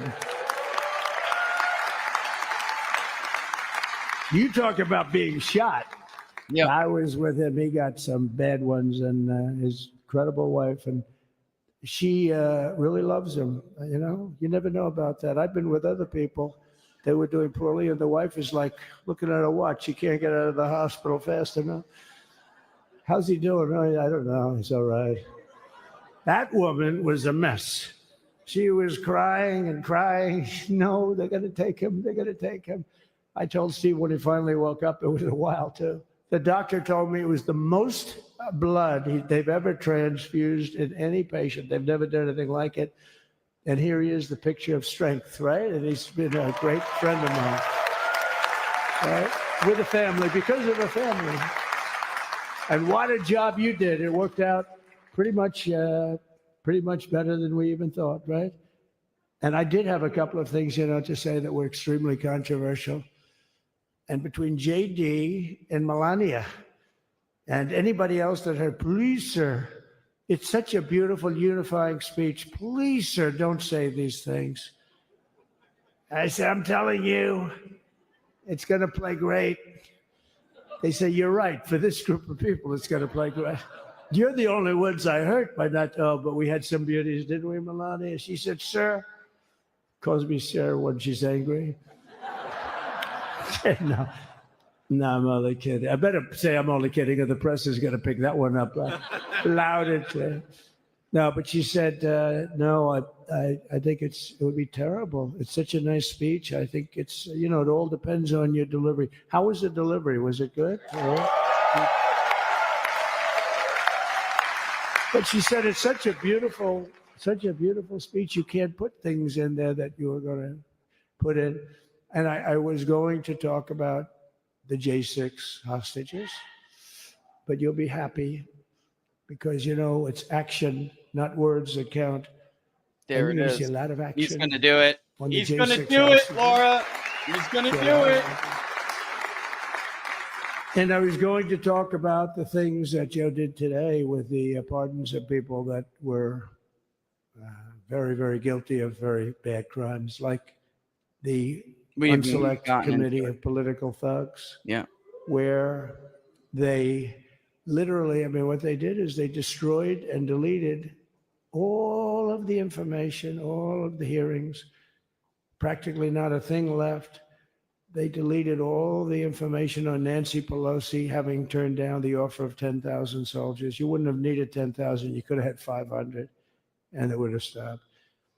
Because we may have 1 million people that day, the people that were there. You don't see any photographs, but we have a lot of great photos. But you don't see those photographs. They don't put them in. They show the people at the Capitol. But I was talking about that. I was going to talk about that. They said, please don't bring that up right now. You can bring it up tomorrow. I said, how about now in front of the I'll bring it up right now. You know, this little time delay is good because we're getting great reviews on the speech. Now watch. They'll take the speech and say, I didn't like it because he left there and he talked to people. But we're giving you a little more information than we gave upstairs. But no, they pardoned a lot of people. They pardoned, before we even get to today, they pardoned, 33 murderers, absolute murderers, the worst murderers. You know, when you get the death sentence in the United States, you have to be bad because they don't give it much. And he pardoned almost everybody having a death sentence. And if you went through the crimes that were committed, you wouldn't even believe them. The level of violence, the people that were killed, the innocence of people that were killed and children killed by these people. He pardoned them for whatever reason.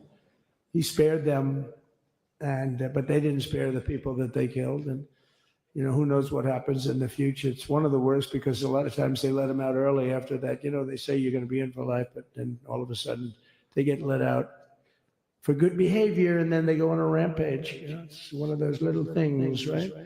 But I was going to talk about that. But I was really going to talk about the level of, you know, what's going on. Why are we doing this? Why are we trying to help a guy like Millie? Why are we doing Millie? He was pardoned. What he said, terrible what he said. Why are we helping some of the people? Why are we helping Liz Cheney? I mean, Liz Cheney is a disaster. She's a crying lunatic and crying Adam Kinzinger. He's a super crying. I never saw the guy not crying. He's always crying. I looked at him. I remember years ago, he was actually on my side. And then one day, you know, when you don't want to kill people in wars, they turn against you. Liz Cheney hated the concept of not going to war with everybody. Let's kill everybody. Let's spend a lot of money. Only Paul Ryan cries more than Adam Kinzinger. You know, where her father works, right? And but what she did was incredible. Think of it. They destroyed and deleted all of that information that went on for almost 2 years against Trump. And the reason they did, because it was all false. Like the person that said, I tried to strangle a Secret Service agent. That's one of the toughest human beings I think I've ever seen. I actually had a friend saying, please don't change that, sir. You are the coolest sucker in history. Remember, she said, I put my hands around his neck because he wouldn't go to the grabbed the steering wheel. Made up fiction. And I was rebuffed. Tried to take the car. And the guy on the right is a massive weightlifter, probably stronger than me. Do you think he's stronger than me, honey? You know who I'm talking. Possibly stronger than me. Slightly younger than me. Like, I won't say how many years because I don't want to talk about that, but a lot of years. But I had a friend that said, why are you disputing that story? That's the coolest story I've ever heard. That's my. I would attack a karate champion, get slightly rebuffed, and then throw my arms around a guy with a neck about this big. Even though there are bars, you know, there are bars, you can't really do that anyway. So, dude is huge. So I wanted to talk about that, but all of that stuff got deleted. And the reason it got deleted is they were all caught in lies. You know, Secret Service testified and they said it didn't happen. Actually, the two guys were very embarrassed. They're suffering because their friends are saying, did Trump really do that to you? But they gained a whole new respect for me. But it was just make-believe stuff. And there were a lot of make-believe stories made up. So rather than suffer the wrath, like the story with Nancy Pelosi, I offered her 10,000 soldiers. She knows it. She admitted it on tape that her daughter made. She's a videographer or whatever you call her, which I'm glad she is. Oh, she can't be in good stead with Nancy. But Nancy said it was my responsibility as she's leaving the Capitol. She said it was, and it was. She's in charge of security at the Capitol. But I offered them up to 10,000 soldiers, even more. One time I said more, as many as you need, but you needed 400 or 500. If 4 or 5, you 10,000, that would be more than the number of people there by lot. But we offered her 10,000. Think of it, 10,000 soldiers. In other words, J6 wouldn't be J6. There would have been no J6. But she rebuffed them. She didn't like it. No, she didn't like it.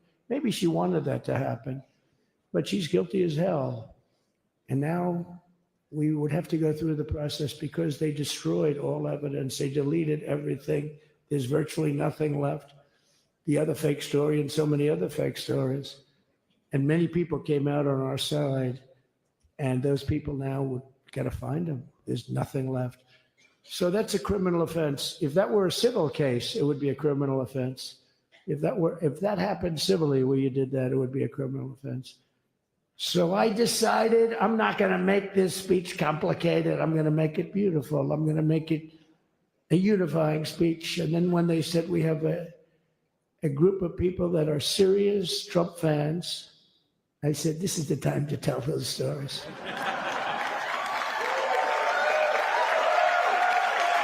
A little more presidential, huh? Yeah. So I do that. But seriously, I'd like to, I think it was a tremendous success. I think we're very lucky we put it inside because it is really cold. We just went to the helicopter out of respect to something that's taken place for a long time. I guess it's as old as helicopters. You used to get into a stagecoach, now you get into a helicopter. Times change. But it's pretty old custom. And it's a beautiful custom, actually. It's a beautiful custom. I wish we could have had a better relationship. I wish we could have had a better relationship between Republicans and Democrats. I was with Senator Schumer. I said, Chuck, I think it's time we all start getting along a little bit because it doesn't make sense. I mean, we literally never get a Democrat vote. They never get a Republican vote, almost. And although there is a bill coming up very shortly that we have a lot of Democrat votes, right? It's going to be a very beautiful bill. We're going to have a deciding, I would say, within a week or so, I think. And it's going to be a very good bill. You all know what I'm talking about. So I just want to thank you all for being here. You have been our fans from day one. All these people all over. You've been our fans. This has been there's never been anything like it. There's never been anything like it. This has been a movement like no movement ever in history for probably any country, let alone this country. You know, if somebody's running for president and if they go out and they announce they're going to Arizona, they're going to Nevada, they're going to someplace, if you have 200 or 300 people, that would be standard. Ronald Reagan would go out. I mean, outside of the last couple of days where people get a little excited, but even then you have a couple of thousand people. But if you're going to go someplace, any place, any one of the swing states, any one of the other states, I mean, how about the non-swing states? We won Alabama by 48 points. We won Tennessee by massive numbers. Wyoming, we won by numbers that are, nobody's ever seen numbers like that. And, you know, places like California, we did great, but when they send out like 38 million ballots, and nobody knows where the hell they're sending them, and then they come pouring back, the whole thing. You know, they passed a law in California that if you work in an election bureau and if you so much as ask for a voter ID, if you say, sir, ma'am, could I please look at your voter ID? They have the right to put you in jail. You're a criminal. Can you believe that? There's only one reason that happens. They want to cheat. So they had it where voter ID wasn't accepted. But now if you even ask for it, this is seriously a bill that was just signed, passed in their legislature, and it was signed. And I think when we get things cleaned up and we get back to a little bit of normalcy, I'm going to ask the speaker to really get involved because I think we would have won the state of California because, you know, if you look at my numbers with Hispanic, we're at 56%. And we were winning. We won the Texas border that had never been won. As the governor said, he's doing a good job, the governor, by the way, of Texas. But as the governor said, it hasn't. Oh, did I get lucky? Did I get lucky? Supposing I said, you know, he's not here, but the governor of Texas has done a terrible job. Wow, look at you. You mean we couldn't get you up in the front row? I'll tell you. Supposing I said, JD, the governor of Texas is not doing his job. You heard what I said. See, I didn't know you were there. I said he's doing a great job. He's doing a phenomenal job. But now you're going to have a partner that's going to work with you because you didn't have, not only didn't he have a partner, He had people selling the wall, right? We have a fence structure that we worked on, the governor worked on with me. And I didn't love it, to be honest with you. I wanted a nice precast concrete, 40, 50 feet high, like a beautiful, could have been a T-shape, Y-shape. I love construction. I wanted that sucker to go up maybe 50, 60 feet. It would have looked Guy's beautiful. having the time nice of his life right now, And they said, the problem is, sir, they climbed that like a rabbit. I said, what do you mean? No way. And they brought some of these guys like out. a rabbit. They climbed it like. And the other thing is you hit it with acid and the thing will disintegrate. They have things for concrete. So they needed very hardened steel, very special steel. And then they needed 7,000-pound concrete inside that steel, inside that steel. And then they have a rebar that's the toughest steel made. Very hard to cut. So this is why very little is cut. I mean, it's right. And then they put a anti-climb panel on top. I hated it. I said, it's so unattractive. And I said, why would that work? I don't believe it works. And I went to watch the Border Patrol, gave a display. We had actually 2 sets of climbers. The guys that climb up walls with drugs on their back, I mean, they got like 60, 70 pounds of drug, and they go as fast as you can walk. They go bip, bip, bip. Or we have Mount Everest type climbers. And honestly, the drug guys were much better. I couldn't. The drug guys blew them away, right? But it's true. The anti-climb panel, they couldn't get around it. They just couldn't. When you didn't have it. So sometimes you sacrifice beauty for efficiency. And we did. So we built this wall, and we built over 500 miles of wall. That's why we had such good numbers. The famous chart that came down, very thankfully, the chart that came down on my right, Governor. Had I not looked over there, I'm not speaking right now. You might be speaking here. You want to know the truth? You, JD, and we got a lot of great people in this party, but I got very lucky, but we had the best numbers we've ever had. Of course, he's talking about what happens is when you head fill at it the up, it's last like water. minute You fill it up. before he was Now shot. we have 571 miles of wall.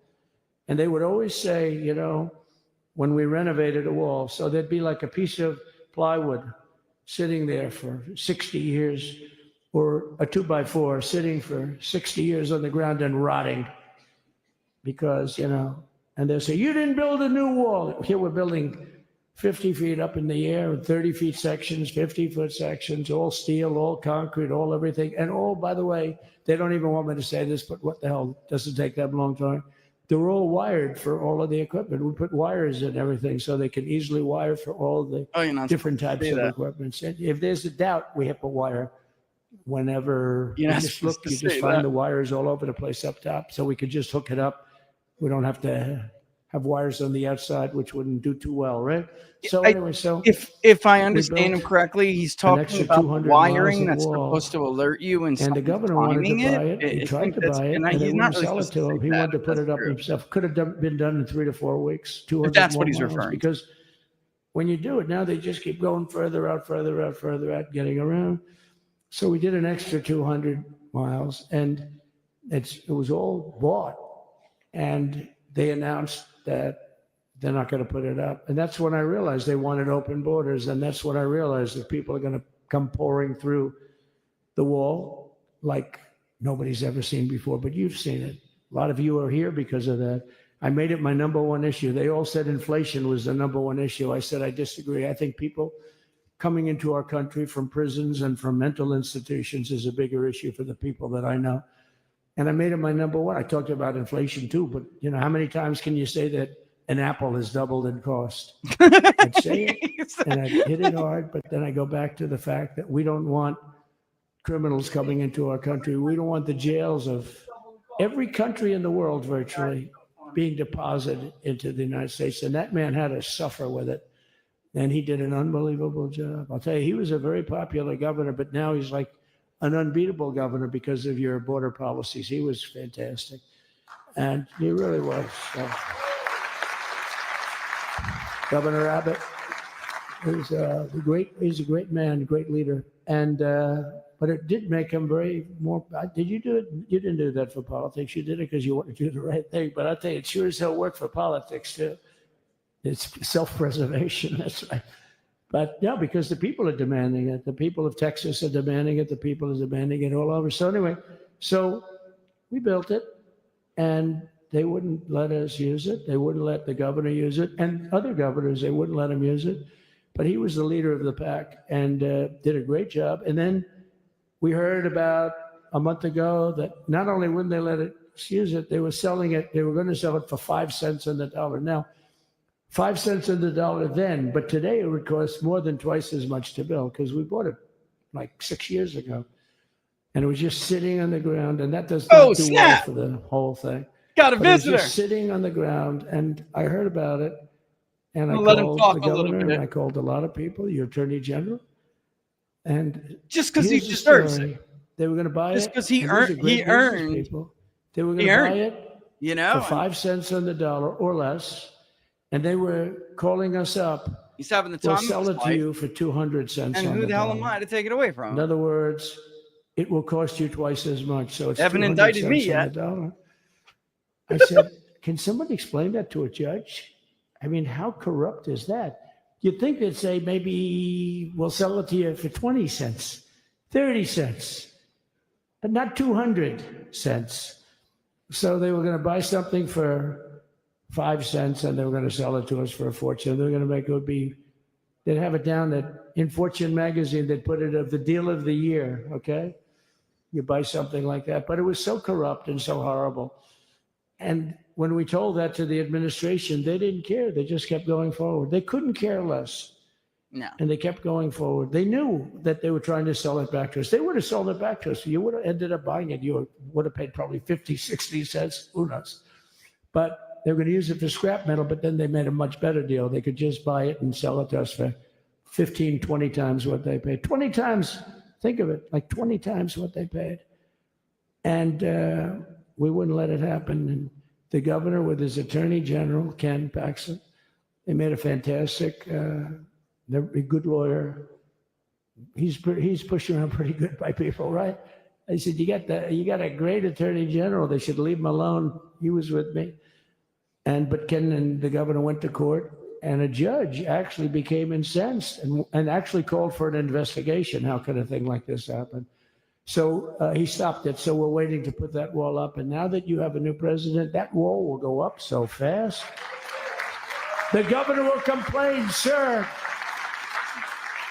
This is Greg Abbott, sir. Please, the wall is going up too fast. Please don't do that. No, I don't think you're going to get that. All right, I don't think you're going to get that. I'm going to halt him for a second here because we do have some stuff that I really want to talk about and I really want to get to, okay? So give me a second for this stuff to quit, end it. Okay. We got a lot of stuff going here. I don't want to just kill it and end them flat out there, but I'm going to go ahead and stop this for a second because there's some stuff we need to get to. We will get 10 minutes until when we're normally done, but we're going to run over a little bit because of all of the speaking that's going on. We did get to a lot of the poll. Obviously, tomorrow and Wednesday, we'll discuss it in more detail. But for now, until he goes to sign stuff and they got a little bit of ways to go, we're going to just take a second to talk for a minute here because there's some stuff I want to go over with the speech, but also in the totality of it. And if he's ready to rock and roll here, can I get a thumbs up? Can I get a thumbs up? He's ready to go. All right. If he's ready to rock and roll, I want to bring him on because he's been in the thick of it this entire time. And we've been watching these events play out. And I'm glad he had a minute to come on here. I know he's got stuff going on, but there's a couple of lines in Trump's speech that I really heard. And I thought, man, I wonder what Sean would think of that. So let's bring him on and ask him. Ladies and gentlemen, of course, Sean Parnell, the host of Battleground Live and so much more. Hey, and of course, my buddy. What's up? How you doing today, brother? I'm doing real good. Can I just say, I had this unbelievable sense of anxiety coming into today.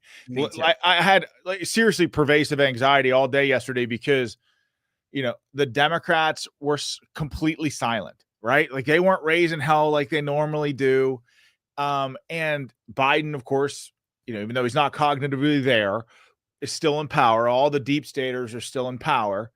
And I just felt like, hey, okay, we're moving the inauguration into the Capitol. I heard rumblings yesterday that they might move it into the White House. So I'm thinking like there must be some sort of security threat. So my anxiety was, I was really worried. But man, I feel good. I feel good now. And Trump was just on point during that speech, man. He was all business. And he said it right in front of Bush and Obama and both Clintons and Biden and Kamala. And it was just like, you know, he says this stuff all the time on the campaign trail, but to see him say it unflinchingly in front of all of them, I mean, in front of God and everybody, Rich, it's very clear he means business and intends to fulfill his campaign promises. As I'm listening to it, my phone, and we're playing it live, my phone is blowing up. And like yours too. And like one of the best texts I got was actually from Carrie Lake. And she's like, this is it. This is why, this is why I love this man. Like, this is, I know. Who else has the brass cojones to do something like that? And he called, let me just read this, because I read one before about him saying what I loved about this speech compared to 2017. He gave a great us versus them speech, which the media then twisted into something like Matthews called it Hitlerian. It was ridiculous. Really? Did the media react that way? I haven't seen any of. I'm talking about not yet, not in this time. In 2017, Chris Matthews called it Hitlerian. Rachel Maddow also had compared it to Hitler, and it was a very us versus them speech about the establishment rolling over, and we're going to end that. You know, the forgotten men and women are not forgotten any longer. A great speech, but one that they like dismantled later. This time I feel like, you said they're quiet. I think in the White House they were busy working on pardoning every criminal known to man that they could possibly. Crazy. I've never seen something like this, but I said before, Sean, I never want to hear about Richard Nixon again, ever. Richard Nixon is a schoolboy compared to these criminals. So much to talk about. But like, you are 100% right. I mean, so Biden with the pardoning of Milley and Fauci and the entire January 6th committee, including Liz Cheney, that to me is, you're not doing that. I don't want to hear anything about retribution or, Trump's revenge. There is not one proof point in the past of Trump or any other Republican waging lawfare against anybody. So this is the Democrats knowing that they committed crimes and covering for their own. Absolutely. There's that. But I am also convinced that these pardons for Joe Biden's family, the Biden crime family syndicate, which you and I, my friend, have talked about for a year, he did this 15 minutes prior to Trump's speech, which means that Trump was already away from his staff, doing like the dog and pony show, walking through the rotunda with military officers and people. They did it knowing that his staff, Trump's staff, would not be able to get to him in that moment and tell him about that. And I'm convinced that that was the reason for the timing on Biden pardoning his family. I'm convinced. There's part of the speech I want to ask you about, but and I already read this, but this is relevant, so I have to read it again real quick before I put something up. He said, and this is like with them standing right there, like you said, quite simply, I will very simply put America first. Our sovereignty will be reclaimed. Our safety will be restored. The scales of justice will be rebalanced. The vicious, violent, and unfair weaponization of the Justice Department and our government will end. And for people who still require some example of that, this is the Biden Justice Department that he's referring to just a few months, I mean, not long ago. Not just a few months, but here is what they wrote in response to Trump's potential pardoning of J6ers. And even if the defendant were to receive a pardon at some unspecified date in the future, which is purely speculative at this juncture, that pardon would not unring the bell of conviction. In fact, quite the opposite. The defendant would first have to accept the pardon, which necessitates a confession of guilt. Oh, man. Where'd you find this? Bro. I mean, this is in there.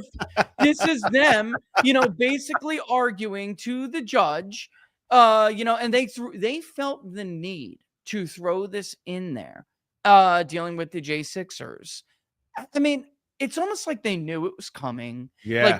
So to your point, if they were thinking about this months ago, and then Biden just slips it in for these people later in the process. It's like, believe me, they were thinking about the J6ers being in this particular, being in this particular situation. Then rest assured that this Fauci part and the Milley part and the J6 committee members, this has been in the works. So folks, like, I'm not sure they know how to respond right now to be an effective opposition to Donald Trump, whose popularity is soaring, as I showed you.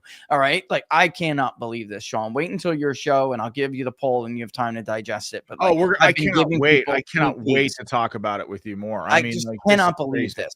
I cannot believe opposition to this man is in the 30s. It's not even the high 30s. It's like, I just never thought, as someone who's been polling Trump forever since he stepped up as a political figure, I just didn't think that in this short time anyway, that his numbers would be able to change this dramatically. I thought it would take much longer than this, but I think that's to a testament to like what we're talking about now, how egregious some of their actions are, that even people who have been on their side and voting for them and telling pollsters they dislike Donald Trump now no longer do that. You know, it's like almost a Reagan-esque revival of the image of the party, and the image of the Democratic Party is like the opposite is happening. And then you have Jamie Raskin, who I'm going to give a flashback.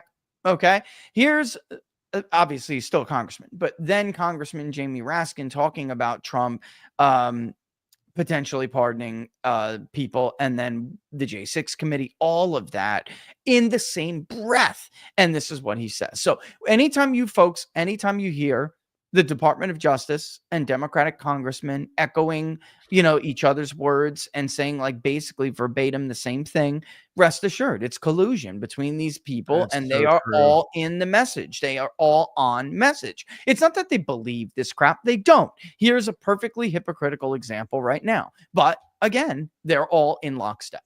The seeking of pardons is powerful demonstration of the consciousness of guilt, or at least the consciousness that you may be in trouble. And that's what's so shocking about this. Please go to the Alex. Okay, well, we don't need to listen to Alex. I'll plug that. Sorry, Alex. Not all right. But yeah, I mean, instead of clipping it from C-SPAN, I just grabbed it from Alex. But hat tip to Alex. He's right. He is. This is Jamie Raskin basically saying the same thing the Department of Justice said in their filing, which should terrify everybody.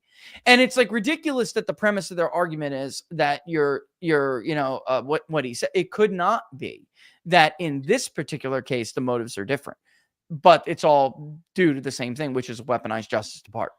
You're pardoning people who have been persecuted unfairly. Right. Yep. And in the case of Biden, he's pardoning people who are lawbreakers. He pardoned a cop killer. I mean, 33 murderers Trump just mentioned before, one of them a cop killer. Like the things that Biden has done on his way out, and the pardons and sentences that he commuted. I mean, I don't want to hear a damn thing. I mean, I think CNN put something out about like, Biden saying something about pardoning J6ers concerns him. I'm like, are these people serious? Like, these people, do they move through the world with the biggest blinders on in the history of the world? Have they seen what Biden has done on his way out? And like, just pardoning his entire family. It's an acknowledgement that these people all committed heinous crimes. And I think the Democrats, I don't know, Rich, but something tells me that they know they are in big trouble. Yeah, something tells me that they are. I mean, like, there was a poll, I think CNN released a poll. I talked about it on Friday on my show. That it was like, who's the leader of the Democrat Party? And like 29%, the largest percentage was nobody. It wasn't Kamala. It wasn't Obama. It wasn't any of the people that you think. Most people just think the Democrat Party is leaderless. They're lost. They're directionless. They don't have a message. They're the party of the past. Tell me one single thing that they represent that is forward looking. They do nothing. They offer nothing.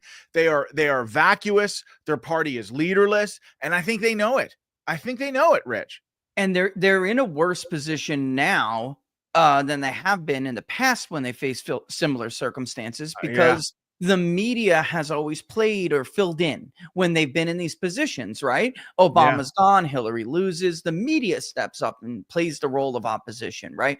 George Bush, even when he beat Kerry that second term, they didn't really know what to do. They didn't have a leader. The media stepped Absolutely up. right. Absolutely right. Nobody cares anymore. The media has never them. been weaker. They have never been weaker. That's right. And you can always tell by like the media and entertainment industry, like, and we can watch this segment and we can laugh at it. But there is some, how can I put this? There are some very serious like tones in this skit, which I'm going to play real quick.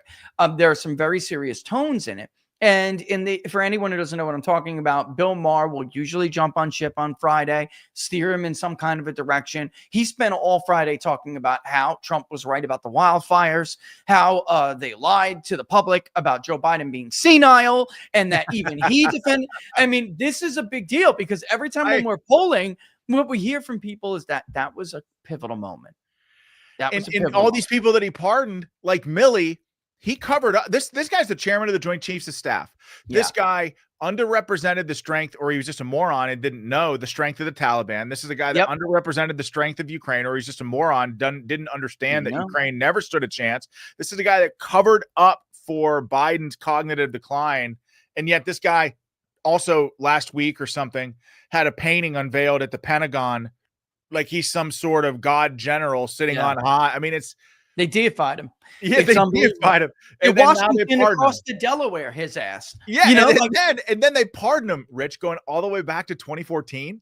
Well, that's the thing. The scope of these pardons. It's insane. The scope of these pardons. With the same thing with his son. It all, if you guys will trace the timeline, you'll find out that they are all getting these pardons right before the U.S. government under Obama begins to give Ukraine the money to develop their energy sector, which now they've lost control of those shale deposits. Russia has them. All right. So right before his son ends up on the board of Burisma, right? Like, so right before, and of course we know Vindman, right? Because we have some elements in the military that are who did not get a pardon, by the way. Who did not get a pardon, right? So, and now the sister's having a knip shit on X about it. Did you see it? I mean, no, is she really? Oh my God, she's like, we didn't get a pardon. Not like I really wanted one, but oh my God, but like, she said that. I gotta pull this up. Oh, yeah, we gotta see it. We gotta see it. Gotta see this. And look at you in your little three-piece look with the tie. Hey, I had to do it today. Oh, I'm sorry. It's his wife. Sorry, I said his sister. It's his wife, who was a witness in Trump's impeachment trial. All right. Basically said, and again, like, why would you need a pardon? And I got it. Let's actually show the libs of TikTok context. All right. Along with not just that we're showing the actual tweet from her, but let's show the context that libs of TikTok puts up, because I actually think they nailed this. Okay. And it goes with what we were saying. Like, if you're going to be a Democrat like Raskin, if you're going to be someone in the Justice Department. Oh, jeez. Is this real? She really put this out? Oh, there? Absolutely. This is real. I actually can see I did. I think she deleted it. But she did put this up. And this is wife of Alexander Vindman, star witness for Trump's impeachment, says her family wasn't offered any pardons, that she's very hurt by it. Is there something her family would need a pardon for? The Trump administration should look into this. And this is what she wrote. Whatever happens to my family, know this. No pardons were offered or discussed. I cannot begin to describe the level of betrayal and hurt I feel. You can't even. I'm telling you that was deleted, really but I'm serious. I saw like 8 people grab it and put it up there, and then it was like deleted. Wow. Yeah, man. I mean, this is like, and where's this thing? It was something else I wanted to grab from Milley, which was on the Taliban, by the way, him talking about the strength of the Taliban, because you said, like, which one is it? Is it that they're incompetent? Right. But honestly, it can be both, Sean, because I remember our conversation with it together, you and I, we talked about it a little bit later on your show, but we were talking about it like privately. And I'm like, do they not understand there are different kinds of blitzkriegs? Do you remember the offensive, right? Which just led to the wholesale killing of like I think it was 58,000 new NATO troops that they just trained and put on the battlefield to join the rest of their remaining forces for the spring offensive. And you and I were talking about it, like from a military point of view, how Milley's strategy was simply flawed. Blitzkriegs, there are different kinds, number one, people, and number two, the empirical record of how many times that kind of blitzkrieg won against a force that was either of equal strength or greater strength. Because the best you could argue is that the Russian Op-4 was at least equal, if not greater, right? So they put together a plan that has only worked in the historical record when they were, like, you know, slightly a weaker force, but may have a tactical advantage. Never against an equal force or one that has greater strength. And this idiot did it. So, like, I think it's a little bit of both. I think, you know, when you look at people like him, people like the Vindmans, these are people who went through or presided, because they didn't all go over it through the military or come up through their ranks and advance their professional careers during the same period, but they all served in an era of the military where, you know, people like you and I really couldn't recognize what they were.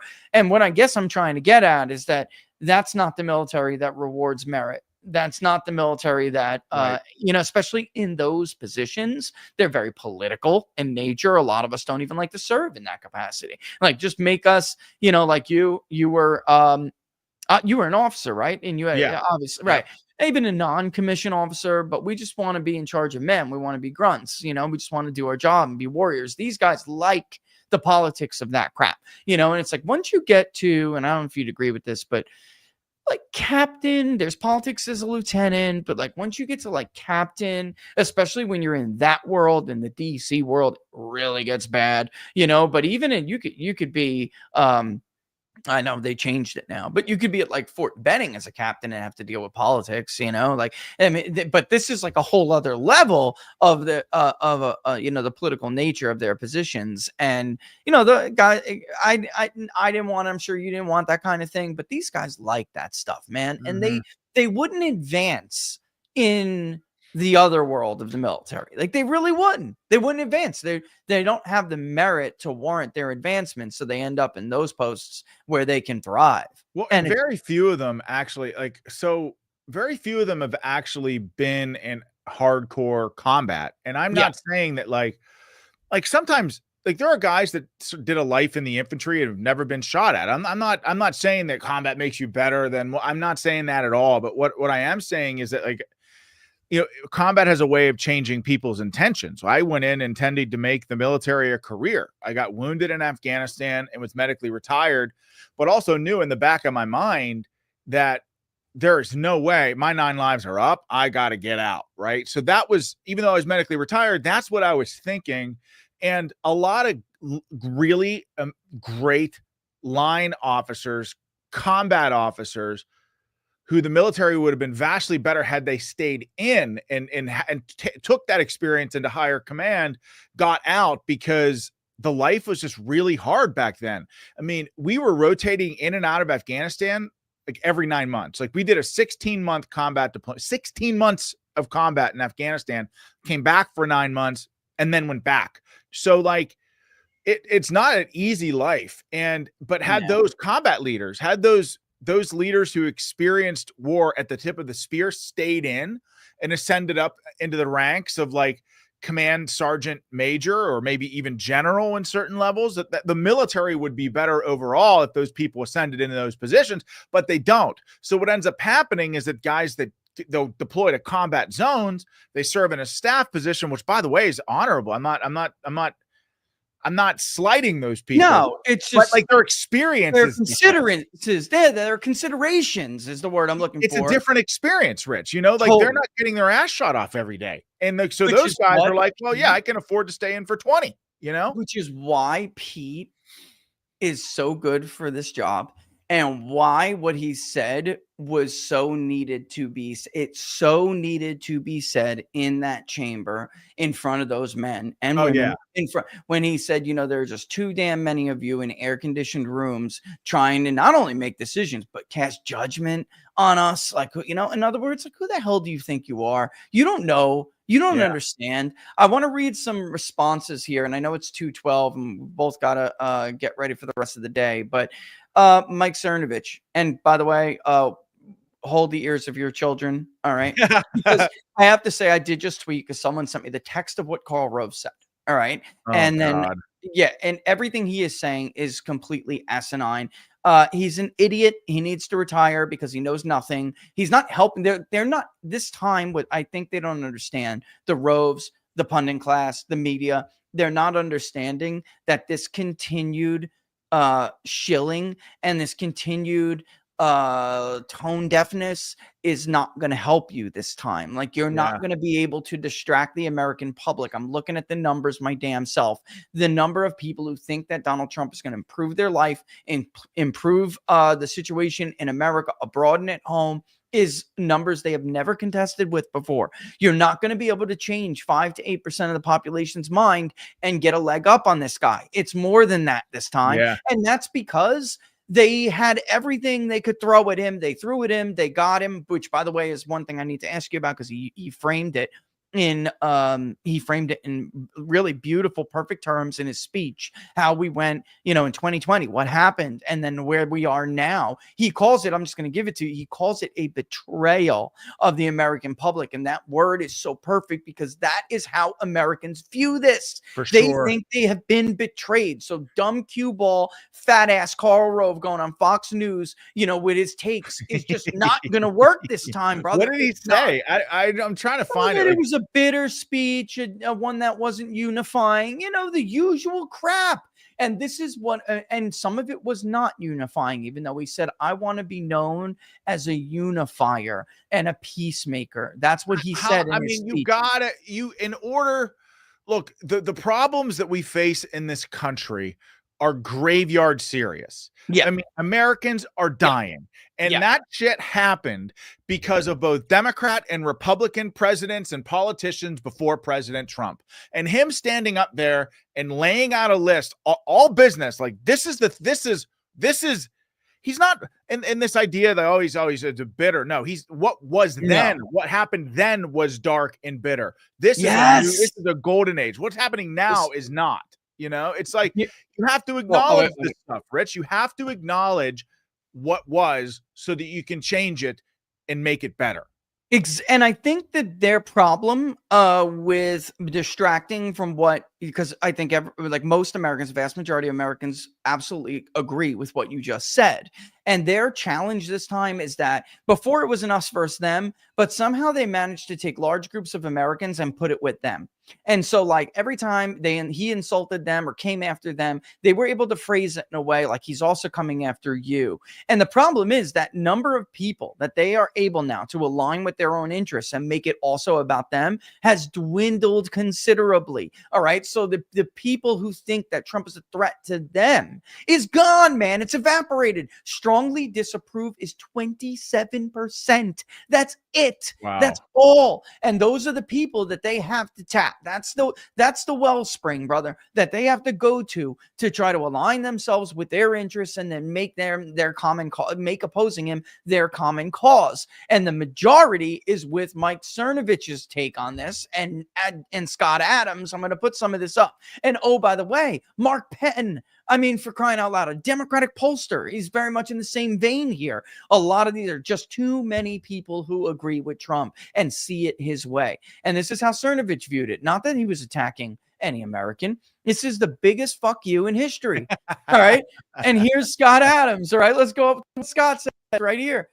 Trump is shitting on Biden while he sits there to take it. This is one for the ages. He's not going after Americans. He's going after Fauci. He's going after Biden. He's going after Milley. He's going after Jack Smith. He's going after the Justice Department. No, like the amount of Americans who align themselves with them is minuscule compared to what it was in 2017. Like, that argument is very difficult to make now, as evident by the Snoop Dogg before and after clip. Yeah, it's true. Come on, like this is, and we've had now a number of Silicon Valley people come out and, tell their tale. And I'm telling you, they killed themselves hiding that Joe Biden was senile. I'm telling you, that's the Oh. moment, bro. This warrants study. Like, I may even put this in a book. I'm not kidding. Like, it's so clear. And I can't tell you how many interviews. Maybe they have their own specific issue that led them, that moment led them to whatever it may be. They'll cite something different. But so many will say, the debate is when I realized Trump wasn't wrong about this, or Trump wasn't wrong about that. And then that led to other things like, oh my God, 51 intelligence agents were lying, or officials, they were lying. This was fake. He never said this. He didn't do that. Like, it's just this cascading effect. And it's not even an emperor has no clothes moment. It's so much worse than that. It's the emperor is retarded and they were lying about it moment. It's so bad. And it's hard to delude yourself after that. But let me read this to you and get this before I let you go real quick, because I think this sums up a lot of how Americans view this. All right. My recent election has a mandate to completely and totally reverse a horrible betrayal. And all of these many betrayals have taken place, and mandate to give the people back their faith, their wealth, their democracy, and indeed their freedom. From this moment on, America's decline is over. I mean, common sense, he said. Like, this is what I really, I don't think they understand what they're contesting with this time. I really don't. I agree, Rich. I couldn't agree more. I mean, my wife and I were looking at each other just laughing, because first of all, I liked that his speech was all business, especially at first. That stuff needed to be said in front of the audience. Yeah. That he said it. It had to happen.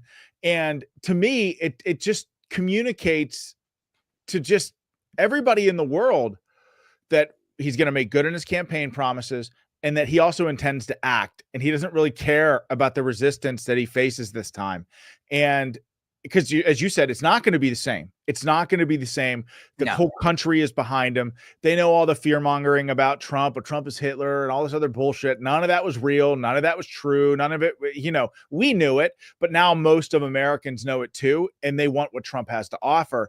And so it's going to be really interesting to see how the media frames his presidency going forward, because they've never had less power than they do now. I mean, CNN's audience is just, the MSNBC, they are bleeding audience. In fact, more liberals now watch Fox News than either of those networks, which is crazy. Yeah. Fox News, for all their faults, is the only network that's actually growing. So I feel like the left has never held less power than they do right now.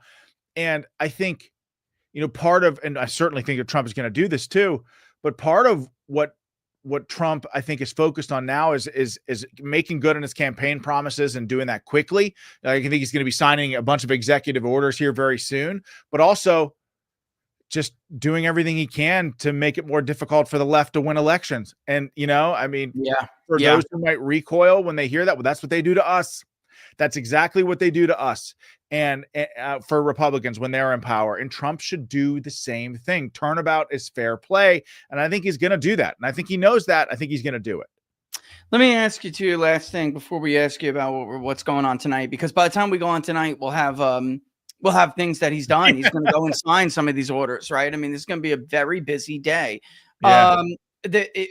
Speaking of things that needed to be said, the moment when he recognized non-white voters who voted for him for the first time and said, I heard you.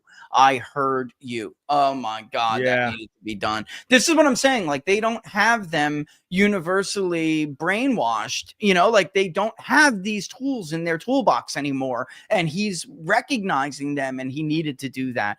But how proud of you, JD, man? I had to give him I was going to say, like, JD, I'm so proud of him. JD was a big part of this victory, because not only was it the debates, Trump's debate with Biden and Biden us being completely gone, but JD really sealed the deal.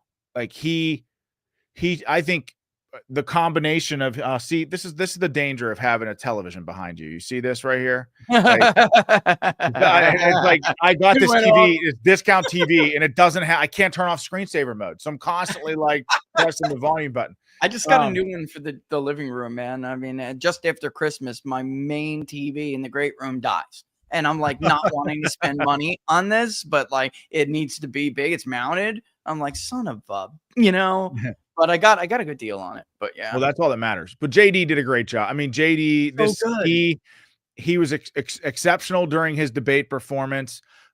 He was exceptional on what was hostile media. He answered their questions, cool, calm, and collected. But he had a big part in this victory. I mean, Trump is a once in a lifetime candidate. And I've said it from day one. Trump is also the most electrifying political candidate ever. I mean, I've never seen anybody that could withstand what Trump went through this election cycle ever in my life.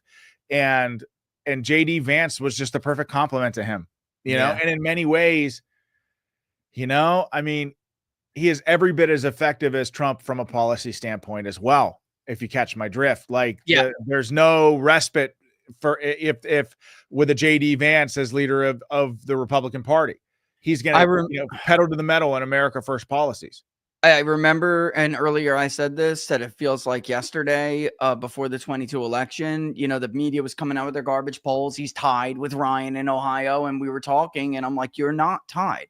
And by the way, you're going to end up one of the most popular Republican senators, if not the most, because as long as you just stay true to what you're talking about, because you could tell his conversion was real and his story is so compelling. I'm like, this is like, this is exactly what the country needs right now, like figures like that. And it's like 2 years and he's the vice president, 2 years. By the way, JD, I told you, Vance +6, brother. You had it. It's full on his left. I'm like, calm down, dude. You got this. Such a good dude. He's such a good guy. And I just, our family will be praying for him because, the campaign is enough, especially to be just alone to be Donald Trump's vice presidential nominee. It's not easy. And the job is going to be one that it's difficult, but we'll be praying for him every night. And he's the man. He's a good man for it. And he's the real. He's a good egg, folks. Is what I'm trying to say. He is. He really is a good egg, and we are lucky. And whether you agree with everything he says or you're a liberal and you totally disagree with everything he says, I'm telling you, he's a good man. He is. And we're lucky to have him because the service chases so many good people out, and it sucks. What are we going to do tonight, brother? What's going on? Rich, well, you're coming on for a special inauguration. I mean, look, this is historic. I'm coming. So listen. So you came on the Monday show after the Trump assassination attempt. Yeah. Like you actually, we very rarely depart from Savage Wednesday because that's your day. But like on days of historical significance, no better person to give their perspective than you. So after I finish up here with you, I'm going to go plan my show, try to pull some sound and get the audience ready for a special inauguration version of Savage Rich Paris, because it's going to be great. It's going to be it's not just the emperor has no clothes, but the emperor is also retarded, and they lied to us about it. Right? Like, I mean, and I mean it in the true sense of the word, not in like I mean, it is funny, but I mean it in the truest sense of the word. And it's like, how much more can you betray the trust of the American public by removing a fully competent president, and installing a senile retard who is just going to do the bidding of every bad actor. Oh, and by the way, who, when he wasn't senile, was a crook. A crook. It's the ultimate betrayal, Sean. He pardoned his whole family. And I worry, I mean, we'll talk about, I guess, some of that later, but that does worry me that Americans want accountability. And Biden is just making sure that every evil person or 100%. Every person who did evil to the public and violated the social contract, who disrespected isn't even a strong enough word, who disgraced themselves and, ignored the sovereignty of the voter, of the public, and shit on them. I mean, I don't really know what else to say. He gave cover to them on the way out. I mean, I worry the public's going to want their pound of flesh, and he's making it so they can't get it. And that's it. That's not retribution. That's called justice. It's accountability. Think about how many deaths are on Anthony Fauci's hands, Sean. I know.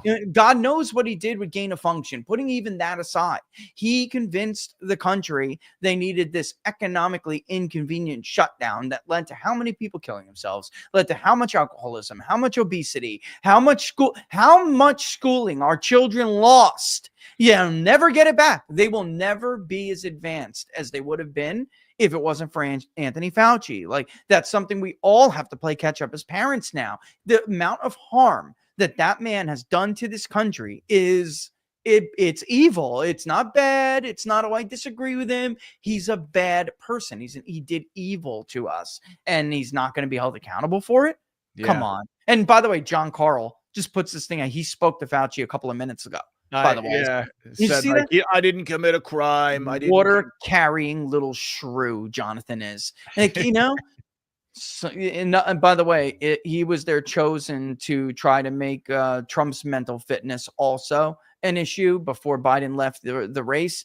He played the ultimate hack role where he was going to try to neutralize that issue. I mean, these people just keep burying themselves, man. They do. But I'll see you at 5, brother. I'll let you get back to your job. See you at 5, my friend. So see you at 5. Special inauguration coverage. The golden age of America is upon us, my friend. The golden age begins today, he says. Yes. I'll see you tonight, man. I'll see you tonight, Sean. Sean Parnell, ladies and gentlemen. Go check him out on Rumble at Battleground Live at 5. It'll be on my thing. And of course, I'll tweet it out. Don't forget to follow him and at Sean Parnell USA on X. All right, brother. See you soon. See you, Rich. All right, Sean Parnell, ladies and gentlemen, another national treasure. Honestly, this is a hugely historic day. I'm going to go eat. It's 2:30. I'm going to go eat and shake some hands, and then I will be back on actually shake some hands, take some calls, and then I will be back at 5 for Sean's show. All right. We will discuss the poll, obviously, in much more detail. Locals, I'll pop on and do a live stream or something. All right. And tomorrow we'll go over. I'm going to send you the crosstabs ASAP. There's not a whole lot of waiting to be done. So the numbers that I'm giving you, it's kind of amazing. I was starting to wonder if there was a reverse response bias going on here, but there is not. Also, one thing we did not talk about was the collapse in Democratic Party affiliation, right? Not registration, which is also collapsing, but that's been collapsed. That trend has been going on, but affiliation has obviously it's headed in the wrong direction for Democrats, but this is like an outright collapse. If this continues, there will routinely be national polls that are R+3 to 5, maybe more in the future, which is incredible for a national voter population. All right, sample, but that is the population. That's the target population. And maybe we should have expected it. I think that we're all a little bit traumatized by how Democrats pull this stuff and are able to survive with the media's help, with entertainment centers, entertainment industry's help, with the administrative state's help, with the deep state's help, right? All of them have been keeping them afloat. And now it looks like affiliation is starting to follow the trend of registration. And, I kind of joked and mocked it the other day on X. I put up a GIF of a building falling and just collapsing from like demolition or whatever. But that is what I'm saying. So, I don't know how much longer this will continue with me being able to always try to be fair to both sides. They are having a serious issue. Saturday night, Democratic Party affiliation was in the high 20s. The high 20s. All right. It's no bueno. All right. That didn't stay the entire duration of polling, but I haven't seen that ever. I don't think ever. All right. 2:31. I'm going to kick rocks, but in 2.5 hours, Battleground Live at 5. Thanks as always for watching, folks. I'm going to play us a little song headed out. And don't forget, of course, if you like the videos, to like them, to share them far and wide. The best place, as always, is locals, but we appreciate where you guys support us everywhere, of course. If you're on YouTube, it would be great if you could go over to Rumble and also sign up there, and vice versa.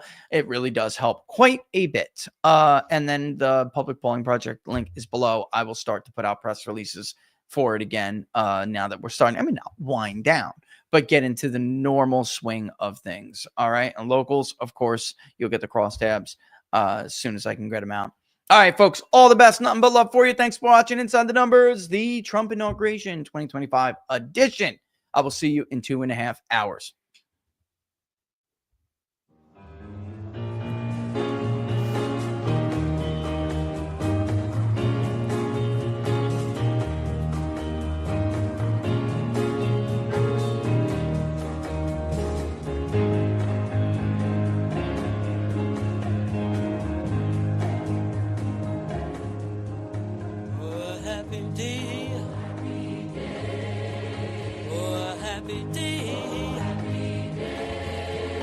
When Jesus wore, oh, when he wore, when Jesus wore, wash our sins away. Oh, happy day, oh, happy day, oh, happy day, oh, happy day, oh, happy day, oh, happy day. When Jesus wore, oh, when he wore, when Jesus wore, wash our sins away. Oh, it's a happy day.